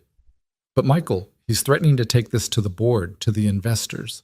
Some of them are already nervous about the trial costs. If Chen convinces them I'm being emotional rather than rational, if he paints me as someone letting personal grief cloud business judgment, then they might force you out." Michael felt cold. "Of your own company, the one you built for Catherine?" "Yes." Her voice was barely a whisper. Michael crossed to her, pulling her up from her chair and into his arms. She resisted for half a second, then collapsed against him, shaking. "I can't lose this," she said against his chest. "I can't let him turn Catherine's legacy into a profit machine. But I don't know how to fight this. Business was always easier when I didn't care about anything but winning. Now I have you and Lily, and I'm scared of making the wrong choice. What do you want to do?" "I want to tell Chen to go to hell. I want to keep Armstrong Biomedical exactly as it is, mission-driven, patient-focused, everything Catherine would have wanted." "Then do that." "It's not that simple. If he goes hostile, if we get tied up in battles, Michael, we might lose funding for the trial. We might have to pause Lily's treatment until things stabilize." And there it was. The impossible choice Elizabeth was facing. Her company's mission versus the immediate needs of the patient she'd come to love like a daughter. Michael pulled back to look at her. "Elizabeth, I need you to hear me very carefully. If you need to pause Lily's treatment to save the company, to save the protocol for all the other kids who'll need it, we'll understand. Lily's stable right now. She can go back to standard treatment for a few months if necessary. Don't let Chen use her as leverage. But her labs will be fine. The improvement we've seen gives us breathing room. We can wait. He cupped her face. Fight for the company, Elizabeth. Fight for what Catherine would have wanted. We'll be here when the dust settles. Tears spilled down her cheeks. How are you so good? How do you always know exactly what to say? Because I love you. The words came out before he could stop them, but he didn't want to stop them. They were true. Somewhere between the rain and the rescue and the weeks of building this fragile, beautiful thing, he'd fallen completely, irrevocably in love with Elizabeth Armstrong. I love you, and I trust you to do the right thing. Elizabeth stared at him, eyes wide. You love me. Yeah, I do. Michael, She swallowed hard. I'm not good at this. The emotion thing. I've spent so long building walls, being professional, keeping everyone at arm's length. But with you, I can't seem to maintain any distance at all. You and Lily have destroyed every defense I ever built, and it's terrifying, and She took a shaky breath. I love you too. So much it scares me. Michael kissed her, tasting salt and hope, and the particular flavor of two broken people choosing to trust again. When they broke apart, he rested his forehead against hers. So we're in this together? All of it? All of it, she agreed, even the parts that terrify us. The next morning, Elizabeth called an emergency board meeting. Michael didn't attend, it wasn't his world, but she texted him updates throughout the day. Presenting the case for maintaining our mission, Chen's lawyer is here. This is brutal. Board wants financials proving we can stay independent. I think I have them. They're voting. I'll let you know. Michael was examining a patient when his phone rang hours later. He excused himself, heart pounding. Elizabeth? We won. Her voice was thick with emotion. 7-3. The board voted to reject Chen's offer and implement defensive measures against hostile takeover. Armstrong Biomedical stays independent. That's incredible. Michael, they did it because of Lily. I showed them her results, explained what the protocol means for pediatric transplant patients, told them about Catherine, about why this matters. One of the board members started crying, said his granddaughter has kidney disease. She laughed, slightly hysterical. We won because I stopped pretending this was just business and made it personal. Sometimes personal is exactly what business needs. I'm learning that, slowly. A pause. Can I take you and Lily to dinner tonight, somewhere nice? I need to celebrate with my family. My family? The words hit Michael square in the chest. We'd love that. They went to a restaurant in the North End that Michael had only ever walked past, the kind of place where prices weren't listed on menus and waiters wore better suits than most lawyers. Lily wore her favorite dress, the one with kidneys printed on it that Elizabeth had special ordered for her birthday. Elizabeth wore slacks and a soft blouse, her hair down, looking more relaxed than Michael had seen her in weeks.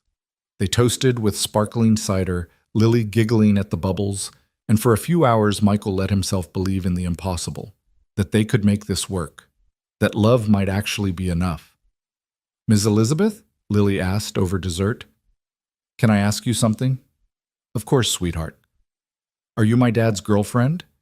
The restaurant seemed to go quiet. Michael froze, fork halfway to his mouth. Elizabeth's eyes went wide. Lily, that's complicated, Michael stammered.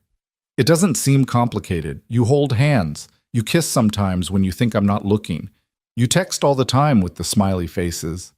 Lily looked between them with 8-year-old logic. That's what girlfriends and boyfriends do. Elizabeth recovered first. Would it bother you if I was? Lily considered this seriously. No, I like you.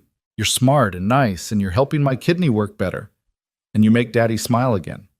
He stopped smiling after Mom left, but now he smiles all the time. Michael's throat closed. He'd thought he'd hidden it better. The depression that had settled over him after Sarah abandoned them, the grinding exhaustion of single parenthood, the loneliness. But Lily had noticed. Of course she had. Then yes, Elizabeth said, reaching across the table to take both Lily's hand and Michael's. I'm your dad's girlfriend, if that's okay with everyone. It's okay with me, Lily beamed. Does this mean you'll come to my school's science fair? I'm doing a project about kidneys and I need someone who actually knows about them. I would be honored to help with your science fair project. Michael watched them planning together, his daughter and the woman he loved, and felt something settle in his chest. This was what family looked like. Not perfect, not simple, but real. Walking to the car later, Lily between them holding both their hands, Michael caught Elizabeth's eye over their daughter's head. Their daughter. When had he started thinking of Lily as theirs? "Thank you," Elizabeth mouthed. For what? For trusting her with Lily? For loving her despite the complications? For giving her a chance at the family she'd thought she'd never have? "Thank you," he mouthed back, and meant it for all the same reasons. But the happiness couldn't last. It never did. 2 weeks later, Michael got the call every transplant parent dreaded. Lily had spiked a fever at school, 103.2 and climbing. She was confused, nauseous, complaining of pain in her side where the transplanted kidney sat. "I'm calling an ambulance," the school nurse said. "You need to meet us at Boston Memorial." Michael's world tilted. He was already running for his car, calling Elizabeth with shaking hands. "Lily's sick, really sick. They're taking her to the ER. I'm leaving now. 20 minutes. Elizabeth's voice was pure steel. "Michael, breathe. We've got this." But the fear in her voice belied the confidence of her words. Michael made it to the hospital in record time, probably breaking 6 traffic laws, to find Lily already in a trauma bay. Dr. Okonkwo was there, Dr. Chen, a team of residents, everyone moving with organized urgency. "Dad." Dr. Okonkwo pulled him aside. "She's in acute rejection. Her kidney function has deteriorated significantly in the last 6 hours. We're starting high-dose steroids and we've called for plasma exchange, but what?" Michael's voice came out strangled. "But I won't lie to you. This is bad. If we can't reverse it quickly, she may need emergency dialysis, possibly another transplant." The world spun. 3 years. They'd had 3 good years with that kidney, and now... "Michael." Elizabeth appeared at his side, slightly out of breath, eyes wild. "I'm here. What do we know, doctor?" Okonkwo repeated the information, her voice gentle but clinical. Elizabeth listened, face going progressively paler, until she swayed slightly. Michael caught her arm. "No," Elizabeth whispered. "No, this can't be happening. The protocol was working. Her labs were improving." "Sometimes the body reacts unpredictably," Dr. Okonkwo said. "We knew this was a risk." "But I thought I was so careful. The dosing, the monitoring, everything was perfect." Elizabeth's voice rose, edging toward panic. "This is my fault. I pushed too hard, too fast, and now—" "Elizabeth," Michael gripped her shoulders, "this is not your fault. Rejection happens. It's what kidneys do." "But I promised I'd keep her safe. I promised you. And you did everything humanly possible. Now we deal with what's in front of us." They let him go back to Lily once she was stabilized enough. She lay in the hospital bed looking impossibly small, IV lines running into both arms, oxygen cannula in her nose. But her eyes were open, tracking him as he entered. "Daddy." Her voice was thin. "My kidney hurts." "I know, baby. The doctors are working on fixing it." "Is it dying, like Miss Elizabeth's sister's kidney died?" Michael's heart shattered. "We're not going to let that happen." "But what if you can't stop it? What if the cells we put in didn't work?" He climbed onto the bed beside her, careful of the wires and tubes, and pulled her against his chest. "Then we fight harder. We try new things. We don't give up. We never give up." "I'm tired of fighting, Daddy." Tears leaked from the corners of her eyes. "I just want to be normal." "I know, sweetheart. I know." Elizabeth appeared in the doorway, and Lily immediately reached for her. "Ms. Elizabeth, I'm sorry. I tried to make the cells work. I really tried." "Oh, honey." Elizabeth crossed to them, sitting on the other side of the bed. "This isn't your fault. Not even a little bit. You did everything perfectly." "But I'm rejecting," Dr. Okonkwo said. "Yes, but we're going to fix it. We have so many tools, so many options. We're not done fighting yet." Over the next 72 hours, Michael lived at the hospital. He took leave from work, slept in the chair beside Lily's bed, and watched helplessly as they pumped her full of steroids and performed plasma exchange to filter out the antibodies attacking her kidney. Elizabeth was there almost as much, coordinating with the medical team, reviewing options, her professional mask firmly in place even as her eyes showed the terror underneath. On the third night, after Lily finally fell into exhausted sleep, they stood together in the hospital corridor. Elizabeth looked destroyed, hair escaping its bun, dark circles under her eyes, hands shaking slightly. "This is Catherine all over again," she whispered. "I'm watching it happen again, and I can't stop it." Elizabeth, "No, let me finish." She turned to face him fully. "I thought I could save her, save Lily. I thought my research, my money, my determination could beat this. But I can't. I'm just as powerless now as I was at 19 watching Catherine die." "You're not powerless. You've given Lily chances she wouldn't have had otherwise. Chances that are failing." Elizabeth's voice broke. "Michael, I think maybe I should step back. Let someone else manage her care, someone who can be objective, who isn't emotionally compromised." "What are you saying?" "I'm saying maybe loving you both was a mistake. Maybe I've let my feelings cloud my judgment. Maybe if someone else had been making decisions—" "Stop." Michael's voice came out harder than he intended. "Stop doing this. Stop sabotaging yourself because you're scared. I'm not. You are. You're looking for a reason to run before this destroys you. But Elizabeth—" He grabbed her hands, forcing her to look at him. "It's too late. We're already destroyed if we lose her. Running now doesn't protect you from that pain. It just means facing it alone. I don't know how to do this, how to care this much and still function when everything's falling apart. You do it 1 minute at a time, one decision at a time. You stay and you fight and you let people help you." He pulled her into his arms. "You let me help you." She broke then, really broke, sobbing into his shoulder with the force of 23 years of suppressed grief. Michael held her in that hospital corridor and let her cry, understanding that she was mourning Catherine and Lily and every patient she'd ever lost or failed to save. When she finally quieted, exhausted against him, he said softly, "I need you to stay. Lily needs you, not as her doctor, as her Elizabeth, the woman who explained T-cells with crayons and bought her a kidney plushie. Can you do that?" "I don't know if I can watch her." Elizabeth couldn't finish the sentence. "Then we'll watch together. Whatever happens, we face it together. That's what family does." "Family?" Elizabeth repeated, like she was testing the word. "Is that what we are?" "That's what we've been for a while now. You just needed to catch up." A sound from Lily's room made them both turn. Through the window, they could see her sitting up in bed, looking around with more alertness than she'd shown in days. They rushed in together. "Lily, how do you feel?" "Thirsty and hungry." She looked between them, taking in their tear-stained faces. "Were you guys crying?" "Maybe a little," Michael admitted. "Because of me?" "Because we love you very much and don't like seeing you sick." Lily seemed to consider this. Then, "Ms. Elizabeth, you look really tired. You should go home and sleep." "I don't want to leave you." "I'll still be here tomorrow. Daddy says I have to stay at least a week." Lily reached out, patting Elizabeth's hand with the wisdom of someone far too young to be this familiar with hospitals. "You can't help me if you're too tired to think straight. That's what Daddy always says." Elizabeth looked at Michael, who shrugged. "She's not wrong." "Fine, but I'm coming back first thing in the morning, and you—" Elizabeth pointed at Michael. "You need to sleep too. Real sleep, not chair sleep." "I'm not leaving her." "I know, but promise me you'll at least eat something? Marcus brought food to the nurse's station for you." Of course he had.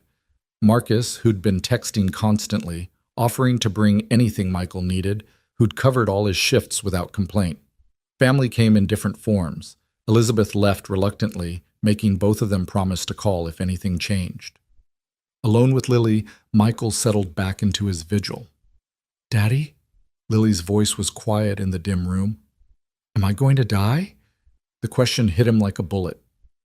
"No, baby, you're not going to die." "How do you know?" "Because the steroids are working. Your fever's down, your kidney function is starting to improve. Dr. Okonkwo said if the trend continues, you'll be out of danger soon." "But what if it doesn't continue? What if my kidney dies and I need another one?" Michael climbed back onto the bed, pulling her close. Then we get you another one. We go back on the transplant list. We do dialysis while we wait, and we keep fighting. But Lily, he tilted her face up to look at him. I need you to hear me. You're not going to die. Not on my watch. Not on Elizabeth's watch. We have too much left to do together. Like what? Like your science fair and Emma's birthday party and teaching Elizabeth how to make proper hot chocolate instead of that fancy stuff she drinks. He kissed her forehead. Like watching you grow up and become the brilliant scientist I know you're going to be. You really think I could be a scientist? Baby, you're already a scientist. You're a pioneer, remember? The first kid in the tolerance protocol. They're going to write about you in medical journals someday. That got a small smile. Will they use my full name, Lily Marie Hayes? Every time. And they'll say you were brave and smart and never gave up, even when things were scary. I'm scared now, Daddy. I know, me too, but we're scared together and that makes it better. Lily snuggled against him, finally relaxing. I'm glad Ms. Elizabeth is your girlfriend, even if she cries in hallways. Me too, baby. Me too. By morning, Lily's kidney function had stabilized, not improved, but stopped declining, which Dr. Okonkwo said was a victory given the severity of the rejection. They'd continue the steroids, do another round of plasma exchange, and monitor constantly. She's not out of the woods, Dr. Okonkwo warned, but she's fighting back. That kidney doesn't want to quit any more than she does.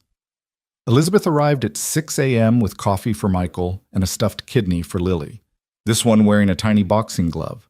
I saw it in the hospital gift shop, she said, slightly embarrassed. Seemed appropriate. Lily clutched it to her chest. Fighting kidney. I love it. Over the next week, they established a routine. Michael spent nights at the hospital while Elizabeth came during the day, spelling him so he could shower and eat and pretend to sleep. They tag-teamed Lily's care, entertained her, advocated for her, and slowly, painfully slowly, watched her improve. The rejection didn't reverse completely. Lily lost some kidney function permanently, but she stabilized at a new baseline, and Dr. Okonkwo adjusted her medications to account for the change. She'll need more monitoring, the doctor explained, and we're pulling her from the tolerance protocol for now. It's too risky to continue while her kidney is this fragile. Michael felt Elizabeth tense beside him, saw the guilt flash across her face, but she just nodded professionally. I understand. What's the long-term prognosis? Hard to say. This kidney might last another year, might last 5.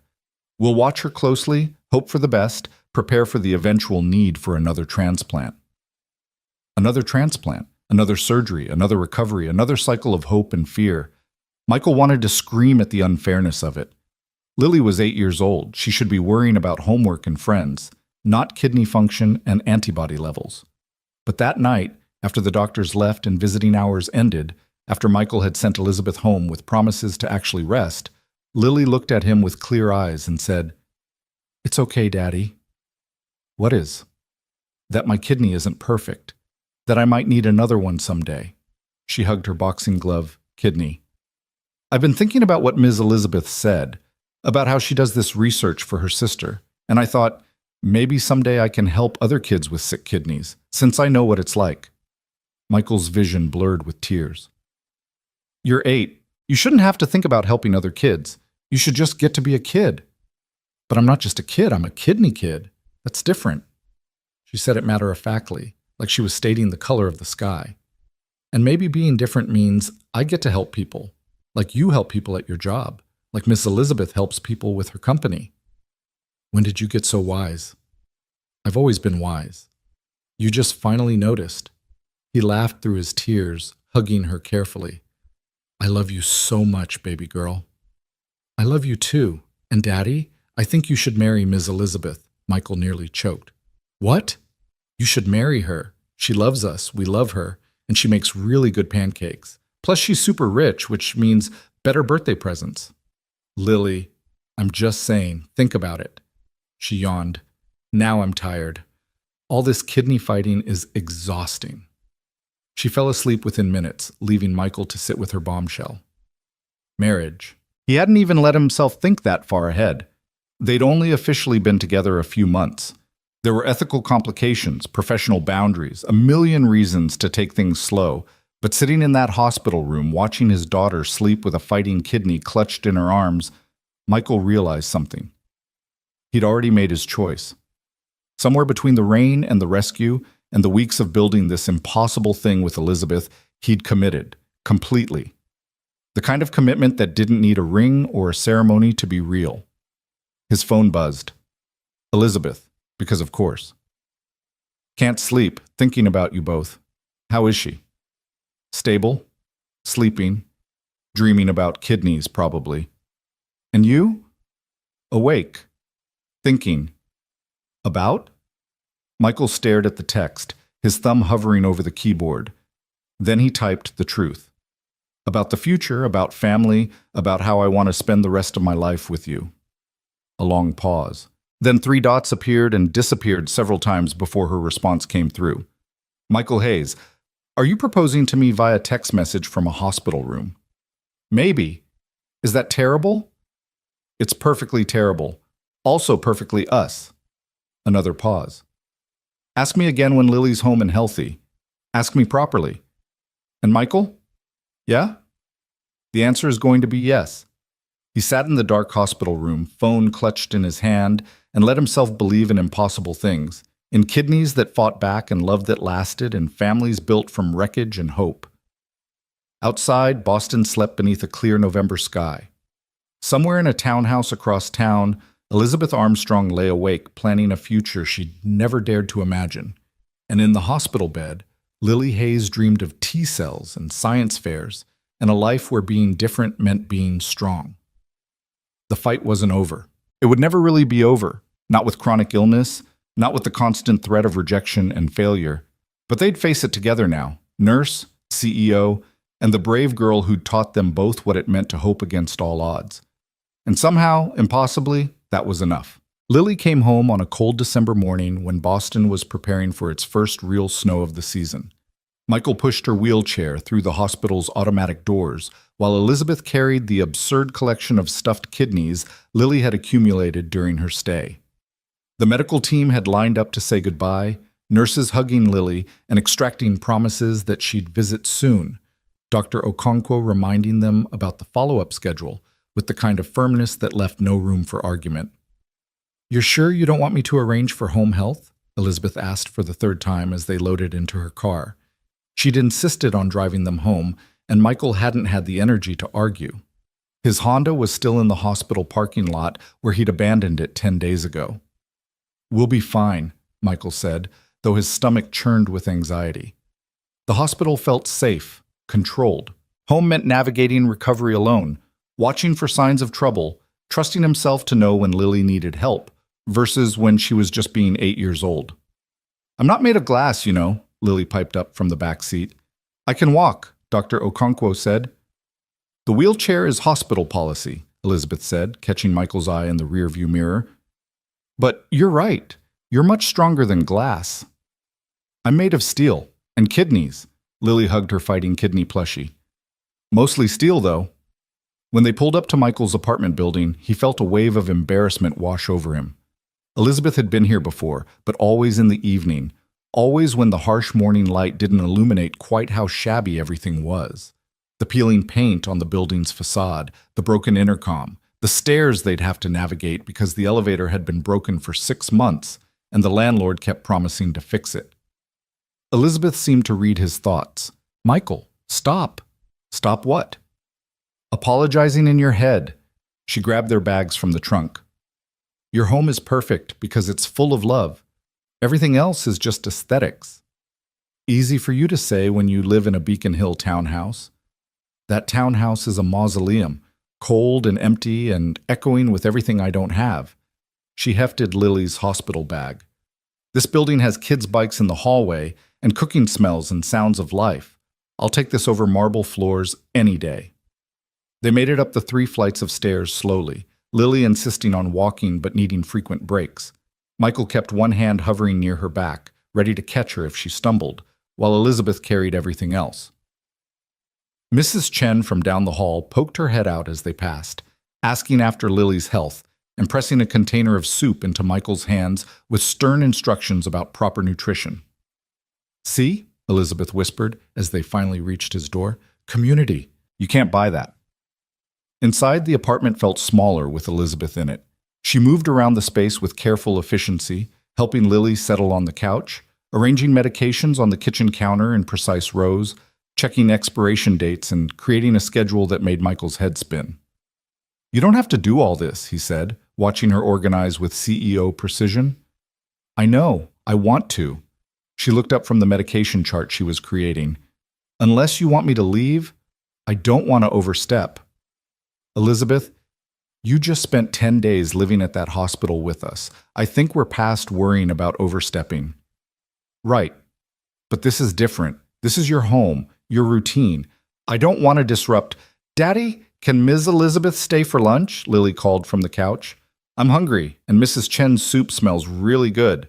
Michael looked at Elizabeth, saw the uncertainty in her eyes, the fear that she was intruding on something sacred. He crossed to her, took the medication bottles from her hands, and pulled her close. "Stay," he said quietly. "Stay for lunch, stay for dinner, stay for as long as you want. I have a board meeting at 3. Then stay until 2:45. We'll take whatever time we can get." She relaxed against him just for a moment before straightening with determination. "Okay, but I'm cooking. You look exhausted." "I don't have much in the fridge." "Then I'll order groceries." "Michael, please, let me help. I'm terrible at sitting still when I'm worried, and I need something to do with my hands or I'll spiral." He recognized the anxiety in her voice, the same fear that had plagued him since Lily's diagnosis. The helplessness of loving someone whose body could betray them at any moment, whose life hung in a balance no amount of money or determination could fully control. "Fine, but nothing too fancy. Lily's on a bland diet for another week." Elizabeth pulled out her phone, already scrolling through a grocery delivery app. "Bland I can do. My cooking skills are mediocre at best, but I'm excellent at following recipes." "You can't cook?" Lily sounded scandalized. "I can cook exactly 3 things: scrambled eggs, grilled cheese, and something my sister used to call disaster pasta because it was whatever we could find in the pantry thrown together." Elizabeth smiled, but it was edged with sadness. Catherine was the real cook. She made these elaborate meals and pretended she was running a restaurant. I was her terrible sous chef who always chopped things wrong. "What happened to her recipes?" Lily asked, with the directness of a child who didn't understand that some questions hurt. "I kept them in a box in my closet. I haven't been able to look at them since she died." Elizabeth's voice went quiet. "Maybe that's silly. Keeping recipes I'll never use." "It's not silly," Michael said firmly. "It's love. You keep them because they're a piece of her. A piece I'm too afraid to touch. Maybe someday you won't be." He squeezed her hand. "And when that day comes, we'll make disaster pasta together and burn something and laugh about it." Elizabeth blinked rapidly, fighting tears. "How do you always know exactly what to say?" "Years of practice dealing with scared patients and loving someone who's scared too." The grocery delivery arrived within an hour, Elizabeth having paid extra for rush service. Michael watched her unpack ingredients with the focused intensity she probably brought to board meetings, organizing everything with military precision. "You know you don't have to arrange the spices alphabetically, right?" he said, amused despite his exhaustion. "If I'm going to do something, I'm going to do it right." She frowned at a bottle of oregano. "Does this go with Italian or Greek?" "Both, I think." Michael rubbed his face. "Elizabeth, you're spiraling. Come sit down." "I can't sit down. If I sit down, I'll think about—" She stopped, shoulders tensing. "About what?" "About how close we came to losing her. About how it could happen again, any time, without warning. About how I promised to keep her safe, and I failed." Michael crossed to her, gently taking the oregano bottle and setting it aside. "You didn't fail. Lily's alive. She's home. She's stable. That's not failure. She lost kidney function. The protocol didn't work. All my research, all my certainty that I could fix this—" Elizabeth's voice broke. "I'm not used to failing, Michael. At business, I win. At research, I solve problems. But I can't solve this. I can't science my way out of organ rejection. I can't buy Lily a new kidney or negotiate with her immune system. And I hate it. I hate being this powerless. Welcome to my world, Michael said gently. This is what it's like loving someone with chronic illness. You don't get to control outcomes. You don't get guarantees. You just get to show up every day and love them and hope it's enough. Is it enough? Ask Lily. They both turned to look at the couch where Lily had fallen asleep, fighting kidney tucked under her chin, breathing steady and peaceful. She looked so small, so fragile, but also so completely defiantly alive. She thinks you hung the moon, Michael said quietly. She talks about you constantly. Ms. Elizabeth said this. Ms. Elizabeth explained that. You've given her something precious, not just medical treatment, but someone who sees her as more than her disease. Someone who's brilliant and successful and choosing to spend time with a sick kid because you genuinely enjoy her company. I do enjoy her company. She's remarkable. She is. And so are you. Michael turned Elizabeth to face him. You're allowed to be scared. You're allowed to not have all the answers. You're allowed to be human, Elizabeth. The woman, not the CEO. I don't know how to be just the woman. I've been the CEO for so long. Then I'll teach you. We'll figure it out together. Elizabeth leaned into him, letting herself be held, and for a few minutes they just stood in his tiny kitchen while Lily slept and Boston's first snow began to fall outside the windows. Eventually Elizabeth pulled back, wiping her eyes. Okay, enough spiral time. I'm going to make lunch, and it's going to be mediocre, and you're going to eat it and tell me it's wonderful because you're too kind to hurt my feelings. I'm not that kind. If you burn it, I'm ordering pizza. She laughed, the sound shaky but genuine. Deal. Lunch was indeed mediocre. Elizabeth's simple chicken soup had too much salt, and the vegetables were cut in wildly different sizes, but Michael ate every bite and declared it delicious. Lily woke up long enough to slurp down half a bowl before falling asleep again, exhausted from the simple act of being home. At 2:30, Elizabeth's phone started buzzing with board meeting reminders. She stared at it with obvious reluctance. You should go, Michael said. The company needs you. You need me more. We'll be here tonight, and tomorrow, and next week. He walked her to the door. Go run your empire. We'll hold down the fort. Call me if anything changes. Anything at all. I don't care if it's 3 a.m. or I'm in the middle of a presentation. Promise me. I promise. She kissed him goodbye, long and thorough, like she was memorizing the feel of him. Then she crouched beside the couch, gently brushing Lily's hair back. Sweet dreams, brave girl, she whispered. I'll see you tomorrow. After Elizabeth left, the apartment felt quieter but not empty.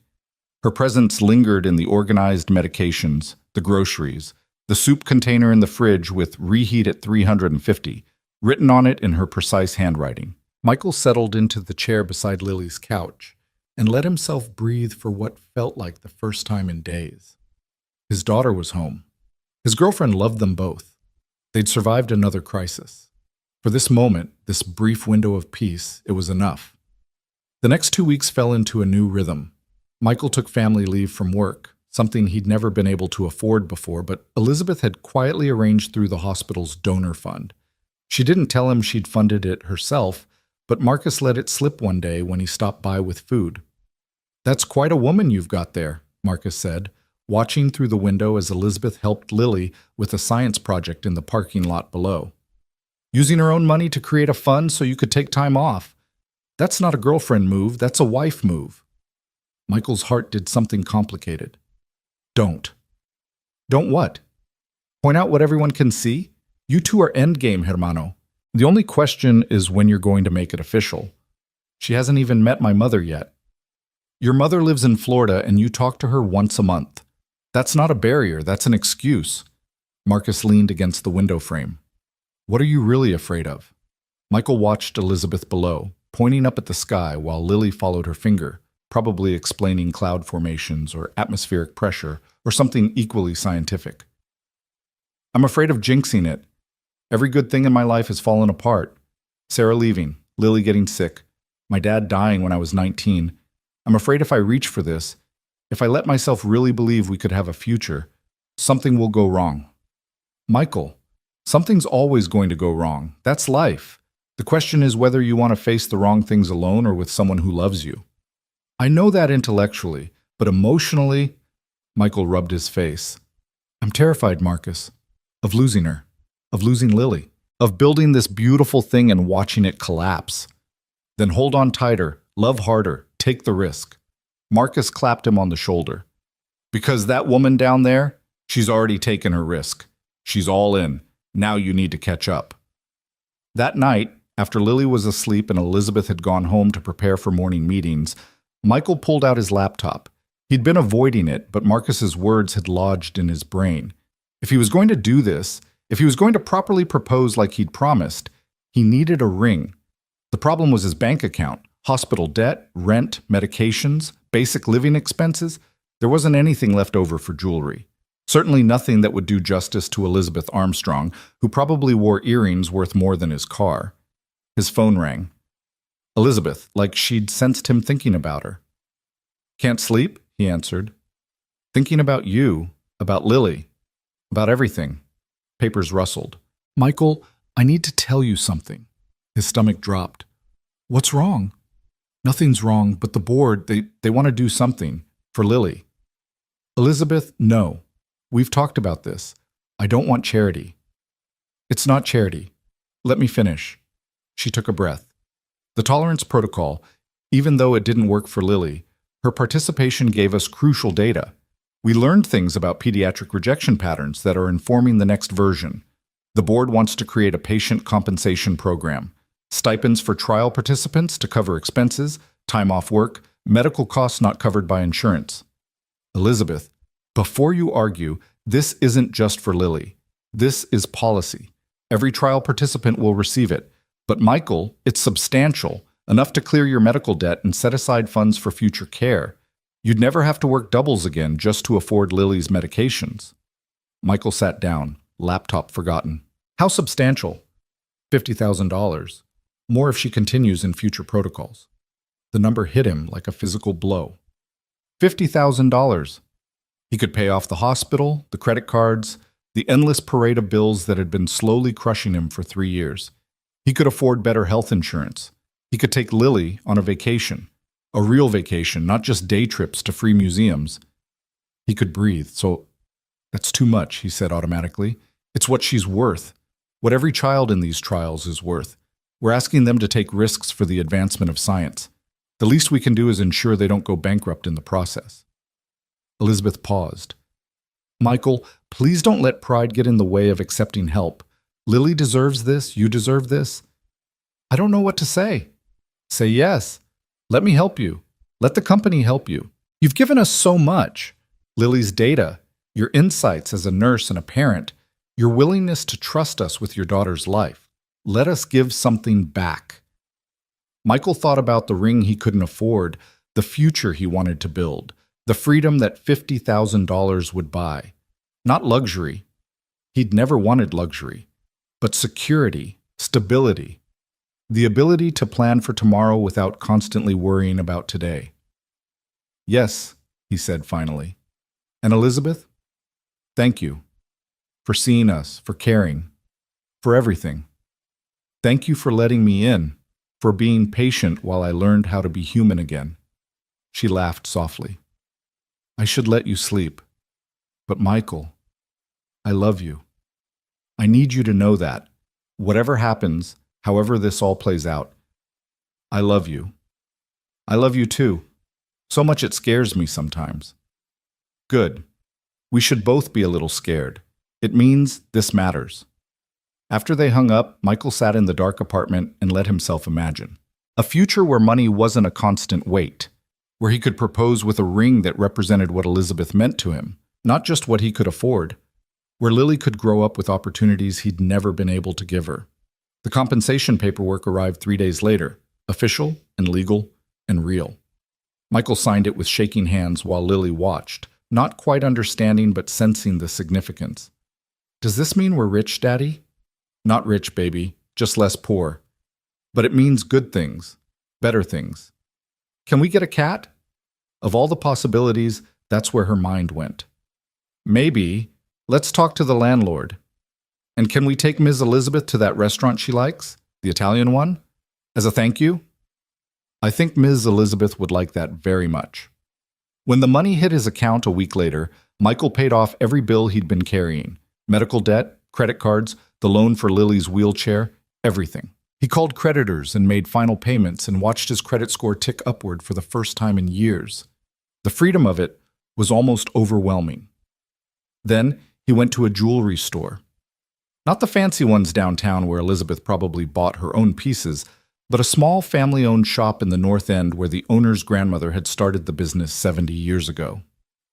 I need a ring, he told the jeweler, an older man with kind eyes, for a proposal. But I need it to mean something, not just look expensive. Tell me about her. Michael did. Talked about Elizabeth's brilliance and her grief, her steel exterior and soft heart. The way she looked at Lily like she'd been given a second chance at saving her sister. The jeweler listened, nodding occasionally, until Michael ran out of words. I know exactly what you need, the man said. He brought out a ring, white gold band with 3 small stones, 1 emerald flanked by 2 diamonds. The emerald for her eyes, which you mentioned about 6 times, the jeweler said with a smile. The diamonds for you and your daughter. 3 stones, 3 lives, becoming 1 family.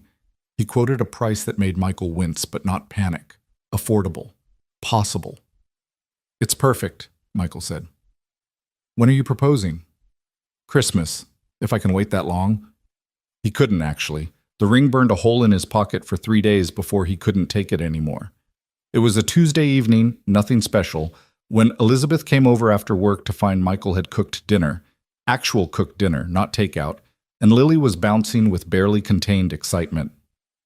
What's going on? Elizabeth asked suspiciously. You both look like you're hiding something.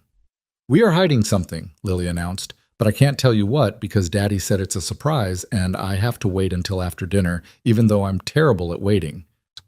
Elizabeth looked at Michael, eyebrows raised. He just smiled and handed her a glass of wine.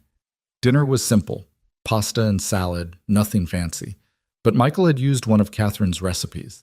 He'd asked Lily to help him find it in Elizabeth's box of memories, and together they'd made the disaster pasta Catherine had invented decades ago. Too much garlic, weird spice combinations, but somehow it worked.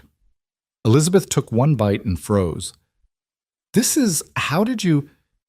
Lily and I broke into your townhouse and stole your sister's recipe box. At her horrified expression, he laughed. I'm kidding. You left it here last week. We asked permission by text. You said yes. I don't remember that. You were in back-to-back meetings and answered without reading, but we have screenshots to prove consent. He watched her taste another bite, saw tears gathering in her eyes. Is it okay? Using her recipe? It's more than okay. It's... Elizabeth's voice broke. It's Catherine at this table with us. It's her being part of this family. Thank you. They ate Catherine's pasta and talked about Lily's upcoming science fair and Elizabeth's latest FDA meeting, and Michael waited until Lily had gone to brush her teeth before he pulled out the ring box. Elizabeth saw it and went completely still. Michael, before you say anything, let me talk. He opened the box, showing her the emerald and diamonds. This isn't much compared to what you're used to. I can't compete with your world, your lifestyle, any of that. But what I can offer is every single day, showing up, loving you, and choosing you, and building this life with you.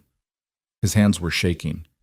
I can offer you a family, not perfect, because Lily's always going to have medical issues, and I'm always going to be basically broke, and our lives are messy and complicated and sometimes terrifying.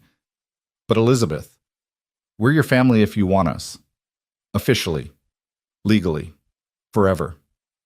She was crying now, silent tears streaming down her face. Are you asking what I think you're asking? Elizabeth Catherine Armstrong, will you marry me? Will you take on a broke nurse and his sick kid and the whole complicated mess that comes with us? Will you let us love you for the rest of our lives? Yes.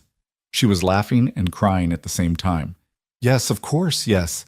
Did you really think I might say no? I worried.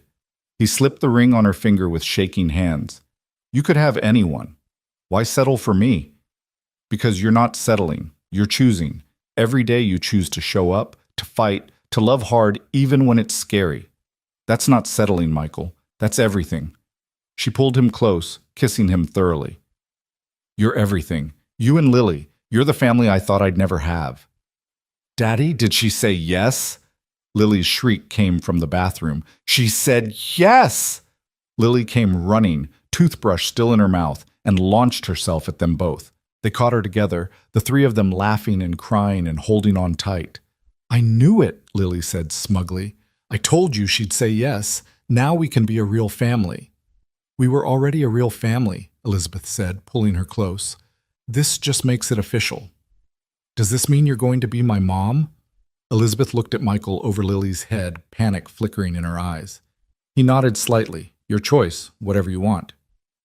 If you want me to be, Elizabeth said carefully.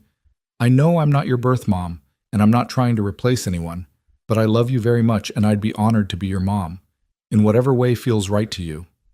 I want you to be my mom, Lily said firmly. My birth mom didn't want me because I'm sick, but you want me even though I'm sick. That makes you the real mom. Elizabeth broke down completely then, holding Lily and sobbing into her hair. Michael wrapped his arms around both of them, this instant family that had formed from wreckage and storms, and the simple act of choosing not to walk past someone who needed help. Later, after Lily had finally gone to bed, Elizabeth and Michael sat on the couch, her head on his shoulder, the ring catching lamplight on her finger. I need to tell you something, Elizabeth said quietly. Should I be worried? No, but you should know what you're getting into. Marrying me means marrying Armstrong Biomedical. It means board meetings and pharmaceutical conferences and probably being in the public eye more than you'd like. It means photographers and gossip columns and people judging our relationship. Because I'm not rich enough for you? There was no heat in the question, just curiosity. Because some people are going to say I'm taking advantage of you, that I used my position as Lily's doctor to manipulate you into this relationship, that this is unethical and inappropriate. She turned to look at him. It's going to be ugly sometimes, Michael. Are you ready for that? Are you asking if I'm going to back out when things get hard? I'm asking if you understand what you're signing up for. Michael took her hand, running his thumb over the ring he'd put there. I'm signing up for you. All of you. The brilliant CEO, the grieving sister, the woman who stress organizes my spice cabinet at 2 a.m. I'm signing up for complicated and messy and sometimes ugly because the alternative is not having you at all. He kissed her temple. Let them judge. Let them talk. We know the truth. And what's the truth? That you saved my life as surely as I saved yours.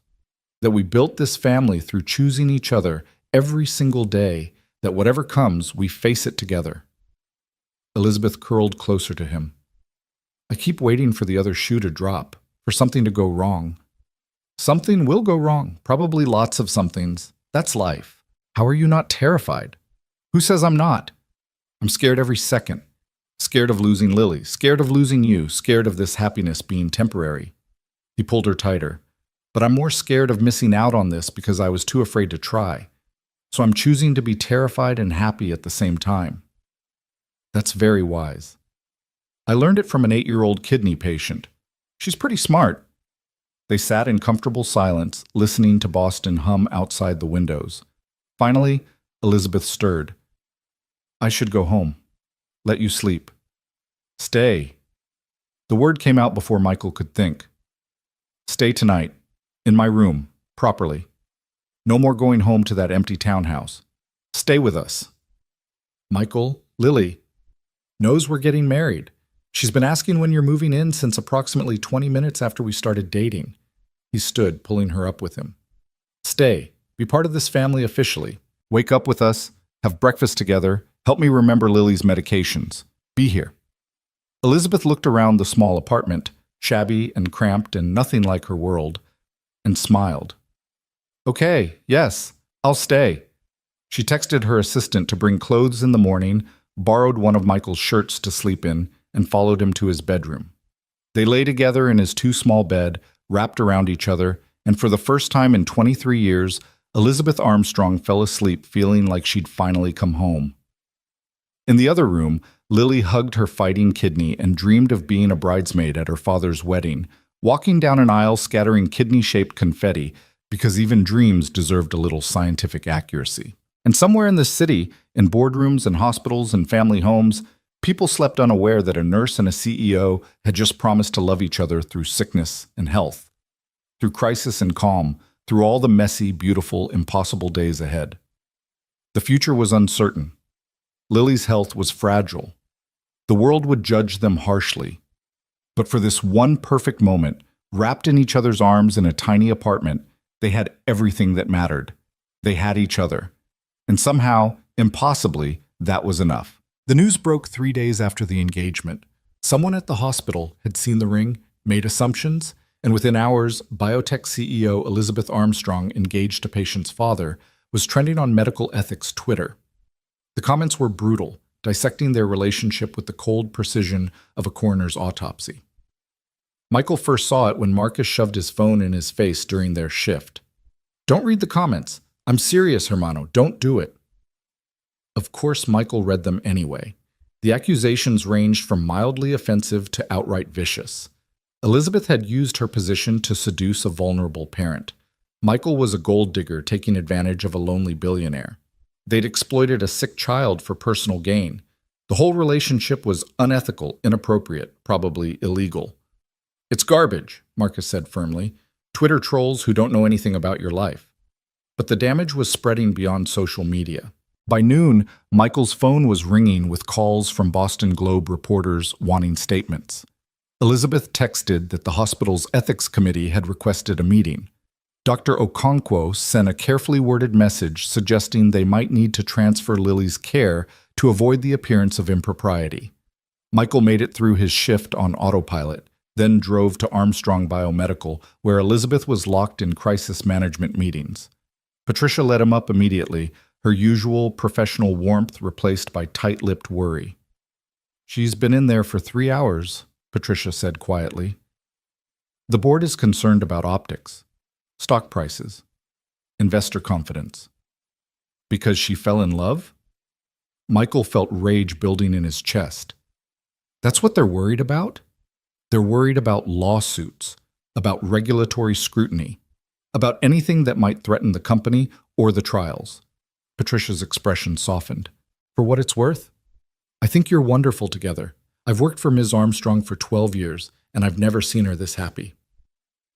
The conference room door opened and Elizabeth emerged looking like she'd aged 5 years in 3 hours.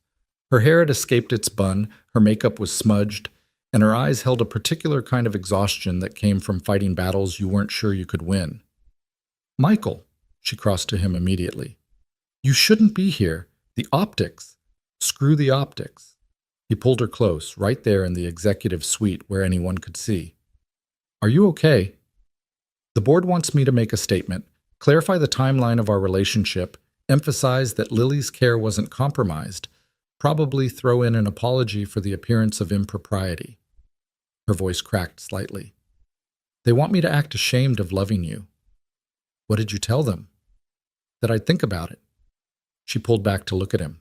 "Michael, maybe we should postpone the wedding. Let things cool down. Give people time to forget." "No." The word came out harder than he intended. "We're not hiding. We're not apologizing for falling in love. And we're definitely not letting Twitter trolls dictate our lives. But the hospital ethics committee can transfer Lily's care if they want. We'll find another doctor. There are other hospitals, other protocols. What we can't find is another you." He cupped her face. "Elizabeth, I didn't propose so we could hide. I proposed because I want to build a life with you. Publicly. Proudly. Without apology. It could destroy everything I've built.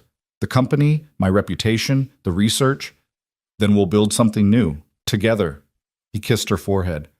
"But I won't let you sacrifice our family because some people can't understand that love doesn't follow convenient timelines or professional boundaries."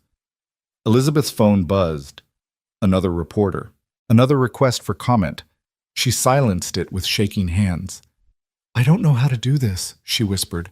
"I've spent my whole career maintaining perfect control, perfect image. Now everything's unraveling, and I don't know how to fix it." "Maybe it doesn't need fixing. Maybe it just needs honesty." "What do you mean?" Michael thought about the hospital room where they'd met, about late-night texts and shared grief and the slow building of trust between two people who'd been alone too long. "Tell the truth. Not a carefully crafted PR statement. The real story. How we met. How we fell in love. How Lily brought us together. Let people see the humans behind the headlines. That's terrifying. So is loving someone. We're already doing the scary thing. This is just more of it. Elizabeth leaned against him, drawing strength from his steadiness. Okay, I'll write something. But Michael, if this backfires, if we lose everything, we won't lose each other. That's all that matters. That evening, Elizabeth posted a statement on Armstrong Biomedical's website. Not a corporate press release, but a letter written in her own words, telling their story from the crash to the engagement. She talked about Catherine's death, about building a company from grief, about the night a nurse saved her life and somehow along the way saved her heart too. She acknowledged the ethical complications, detailed the timeline to prove nothing inappropriate had occurred during Lily's acute care, and then finished with a paragraph that made Michael's throat close when he read it. I've spent 23 years trying to save my sister through science, but Michael Hayes and his daughter, Lily, saved me in ways no research ever could. They taught me that healing isn't just about protocols and clinical trials. It's about connection, vulnerability, and having the courage to love even when the outcome is uncertain. I won't apologize for that. I won't hide that. And I won't let fear of judgment prevent me from building the family I've wanted since I was 19 years old and holding my sister's hand while she died. If that costs me my reputation, so be it. Some things are worth more than public opinion. The response was immediate and divided. Half the internet praised her honesty. The other half doubled down on criticism. Medical ethicists wrote op-eds. Patient advocacy groups weighed in. Armstrong Biomedical's stock price fluctuated wildly. But something unexpected happened. Parents of children in clinical trials started sharing their own stories about the doctors who'd become family, about relationships that formed in crisis, about how illness blurred professional boundaries in ways that weren't always wrong. A prominent transplant surgeon wrote a Twitter thread about the impossibility of maintaining perfect emotional distance when caring for dying children. Dr. Okonkwo gave an interview defending Elizabeth's integrity and Michael's devotion to Lily's care. The tide began to shift. 3 days after Elizabeth's statement, the Hospital Ethics Committee closed their investigation with a finding of no evidence of misconduct. Dr. Chen called personally to say Lily's care could continue as planned. The New England Journal of Medicine published a commentary about the need for nuance when evaluating relationships that form in medical contexts. Armstrong Biomedical's stock price stabilized, then climbed. "We survived," Elizabeth said in wonder, curled up on Michael's couch with her laptop showing positive news coverage. "I can't believe we actually survived." "Did you doubt we would?" "Yes, constantly. I kept waiting for everything to collapse." She turned to look at him. "How did you stay so calm?" "Because I've survived worse. Sarah leaving, Lily's diagnosis, years of barely scraping by." He pulled her closer. "A few nasty articles? That's nothing compared to watching your daughter stop breathing in the ICU. We've already faced the worst things. Everything else is just noise." Lily emerged from her bedroom, kidney plushie in hand. "Are people still being mean on the internet?" "Some people," Elizabeth admitted, "but a lot of people are being nice now." "Good. Because you're getting married and I need to plan what I'm wearing. Can I have a dress with kidneys on it?" "Absolutely not," Michael said. "We'll see," Elizabeth said at the same time. They looked at each other and laughed, the tension of the past week finally breaking. "When are we getting married anyway?" Lily asked. "You proposed like a month ago and nothing's happened."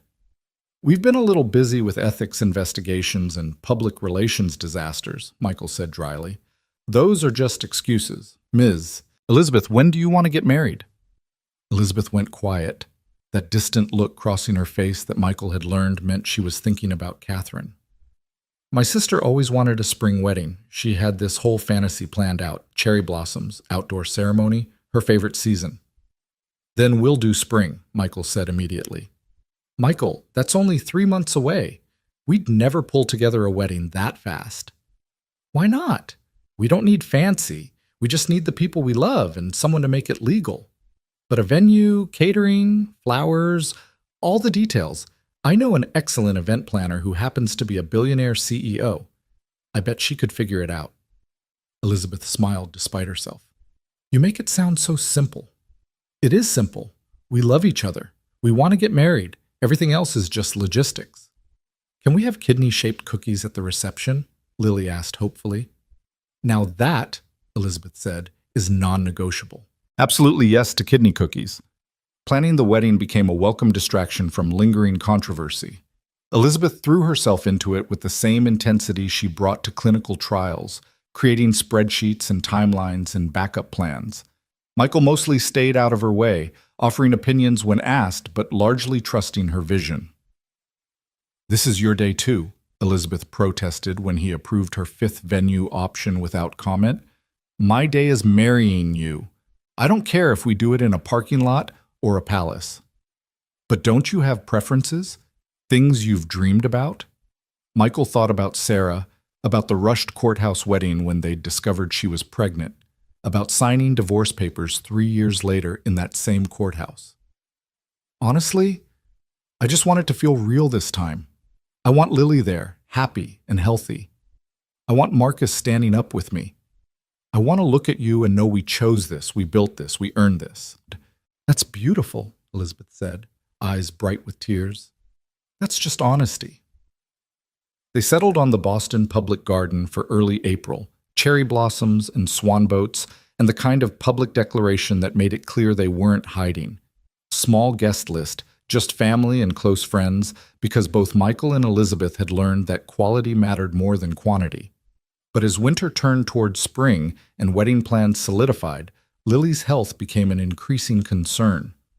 Her kidney function was declining again, slowly but measurably. Nothing acute, but the trend was undeniable.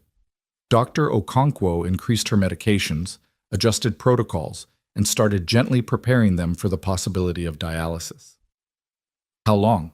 Michael asked during a private consultation while Lily was getting blood drawn. "Hard to say. Could be months, could be years. Bodies are unpredictable." Dr. Okonkwo's expression was kind but honest. "We'll keep fighting for every day we can get. But Michael, you should start preparing Lily. And yourself." That night, after Lily was asleep, Michael found Elizabeth in his kitchen stress-organizing cabinets. "Talk to me," he said. "About what?" "About whatever's making you reorganize my canned goods at 11 p.m. She set down a can of soup with shaking hands. "I can't save her. All my research, all my money, all my connections, none of it matters. Her kidney is failing and I can't stop it." "No, you can't." He crossed to her, pulling her into his arms. "Neither can I. Neither can Dr. Okonkwo or anyone else. That's not a failure. That's just reality with chronic illness." "Then what do we do?" "We love her. We give her the best life we can for however long we have. We get married in the spring and let her throw kidney-shaped confetti. We make memories that matter." His voice roughened. "We hold on tight and trust that whatever happens, we'll face it together." "I'm so scared, Michael." "Me too. Every second of every day. How do you function like this? How do you work and plan a wedding and act normal when you're terrified your daughter is dying?" "Because the alternative is falling apart, and Lily needs me functional." He pulled back to look at her. "She needs us both functional. So we take it one day at a time. We celebrate the good days and survive the bad ones. We don't borrow tomorrow's pain when we have enough to deal with today." Elizabeth nodded against his chest. "I love you, even when I'm terrible at this." "You're not terrible. You're learning. There's a difference." 2 weeks before the wedding, Lily woke up vomiting. Not the normal nausea from medications, but violent, painful retching that wouldn't stop. Michael rushed her to the ER at 4 in the morning, Elizabeth meeting them there still in pajamas, and they spent 6 hours in limbo while doctors ran tests. "Severe uremia," Dr. Okonkwo finally reported. "Her kidney function has dropped to 12%. Michael, Elizabeth, it's time. She needs dialysis." The words hit like bullets. 12%. That number that meant imminent kidney failure, meant quality of life about to plummet, meant they'd officially run out of time. "How soon?" Michael asked, voice flat. "We'll place a catheter today, start peritoneal dialysis training tomorrow. She can do it at home, overnight while she sleeps." Dr. Okonkwo touched his arm gently. "I'm sorry. I know this isn't the news you wanted." After the doctor left, Michael and Elizabeth sat in the waiting room, holding hands so tightly their knuckles turned white. We should postpone the wedding, Elizabeth said finally. No. Michael, be reasonable. Lily's starting dialysis in 2 days. She's going to feel terrible. She won't want to. We're not postponing. He turned to face her. Do you know what Lily's been most excited about for the last 2 months? Not the dress, or the flowers, or the kidney cookies. She's excited about you officially becoming her mom. About us being a real family on paper, not just in our hearts. We're not taking that away from her because her body is failing again. But if she's too sick to enjoy it, then we'll push her down the aisle in a wheelchair with an IV pole. We'll have the ceremony last 10 minutes so she doesn't get exhausted. We'll do whatever we need to do. His voice cracked. But we're not postponing her hope, Elizabeth. We're not telling her that her health gets to steal this moment from her too. Elizabeth's face crumpled. What if she doesn't make it to spring? The fear they'd both been avoiding, spoken aloud in a sterile waiting room. Then we'll have given her something beautiful to hold on to at the end, Michael said, forcing the words past the lump in his throat. We'll have shown her that love is stronger than disease, that families choose each other, that some promises are worth keeping no matter what. I can't lose her, Michael. I can't watch another little girl die. I know, but we might not get a choice about that. What we do get to choose is how we love her while we have her. They held each other and cried in that waiting room, two people who thought they were done with lost learning, that you never really finished grieving until the final goodbye. Lily took the dialysis news with the stoic acceptance of a child who'd grown up navigating medical crises. Does this mean I have to miss the wedding? Absolutely not, Michael said firmly. Can I still wear my kidney dress? Yes, but maybe with a cardigan to cover the catheter site. Deal. Will I feel sick? Probably. For a while, but your body will adjust. Okay. She picked up her fighting kidney plushie. Then I guess we fight harder. The next 2 weeks were brutal. Dialysis training consumed their days, learning to set up the machine, monitor fluid exchanges, watch for infection. Lily felt nauseated constantly, exhausted from the nightly treatments, frustrated by the tubes and restrictions. Michael took more leave from work. Elizabeth started working from his apartment, laptop set up at the kitchen table, conducting board meetings via video while simultaneously helping Lily with homework. 3 days before the wedding, Marcus found Michael in the hospital break room, head in his hands. Talk to me, hermano. I don't know if I can do this.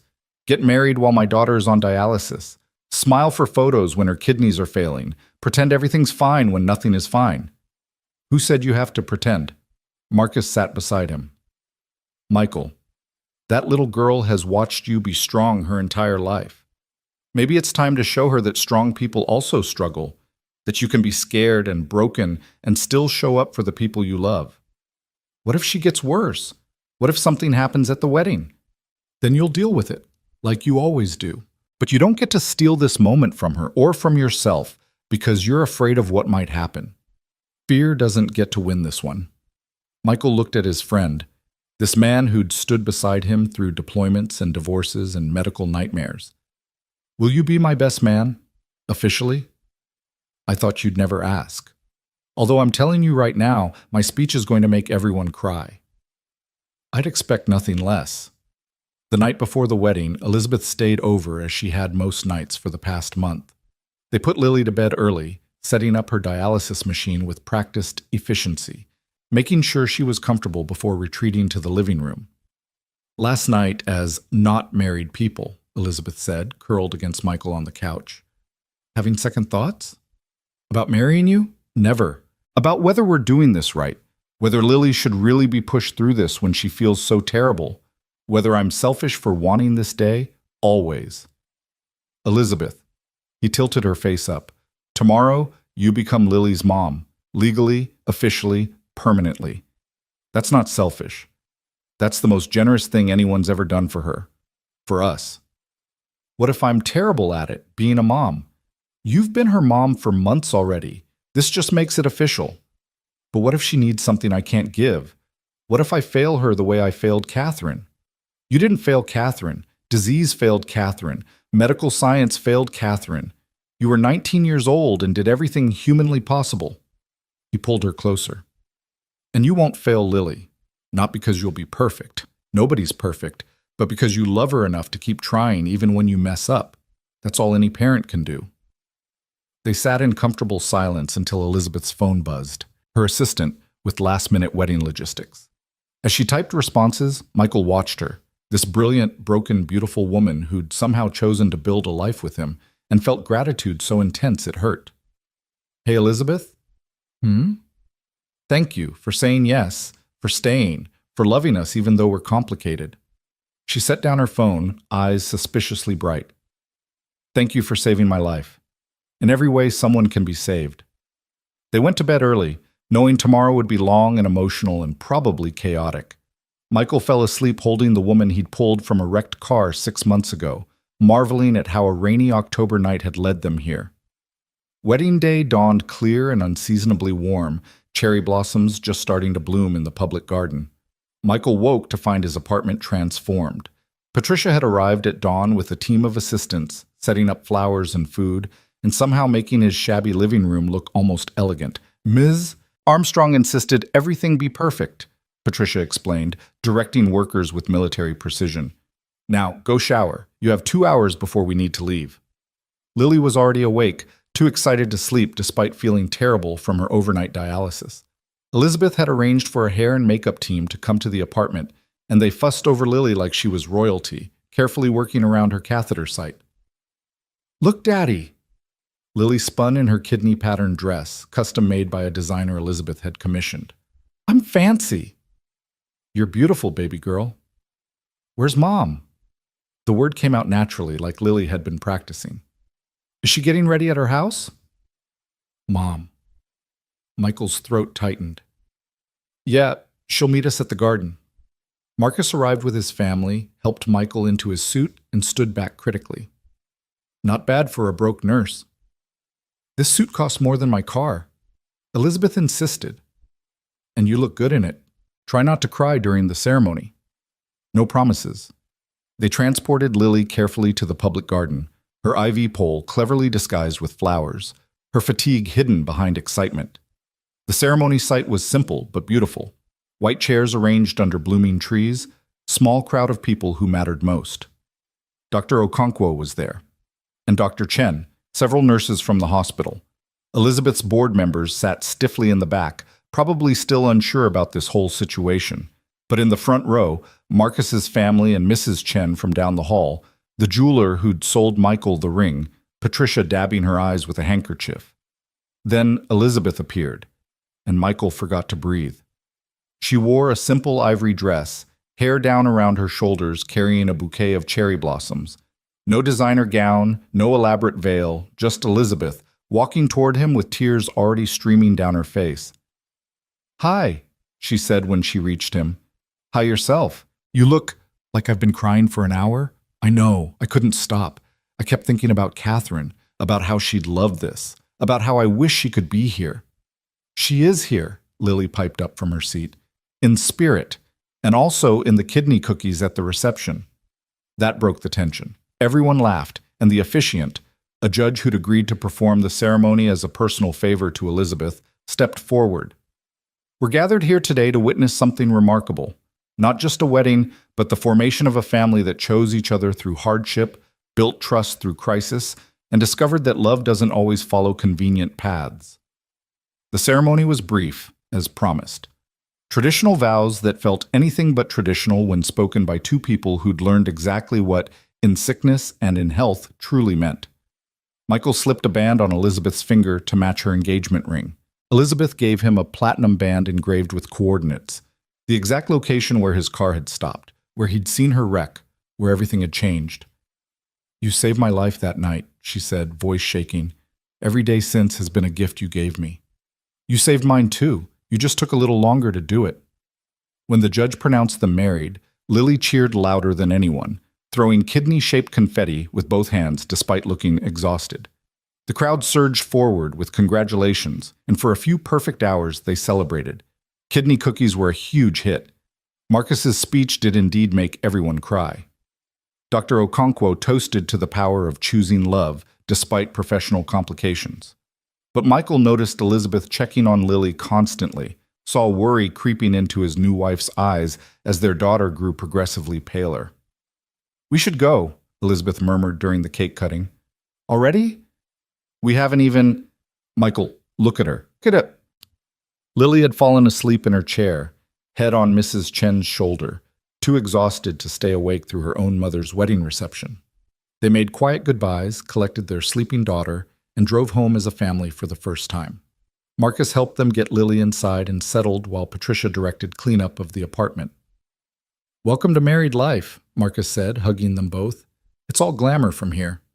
After everyone left, Michael and Elizabeth sat on either side of Lily's bed, watching her sleep. She'd made it through the day, but barely. The wedding had taken everything she had. "Worth it?" Michael asked quietly. "Every second." Elizabeth reached across Lily to take his hand. "Today, we became a family, officially. Nothing can take that away from us now." "Not even—" He couldn't finish the sentence. "Not even that," Elizabeth said firmly. "Whatever comes, we face it as a family."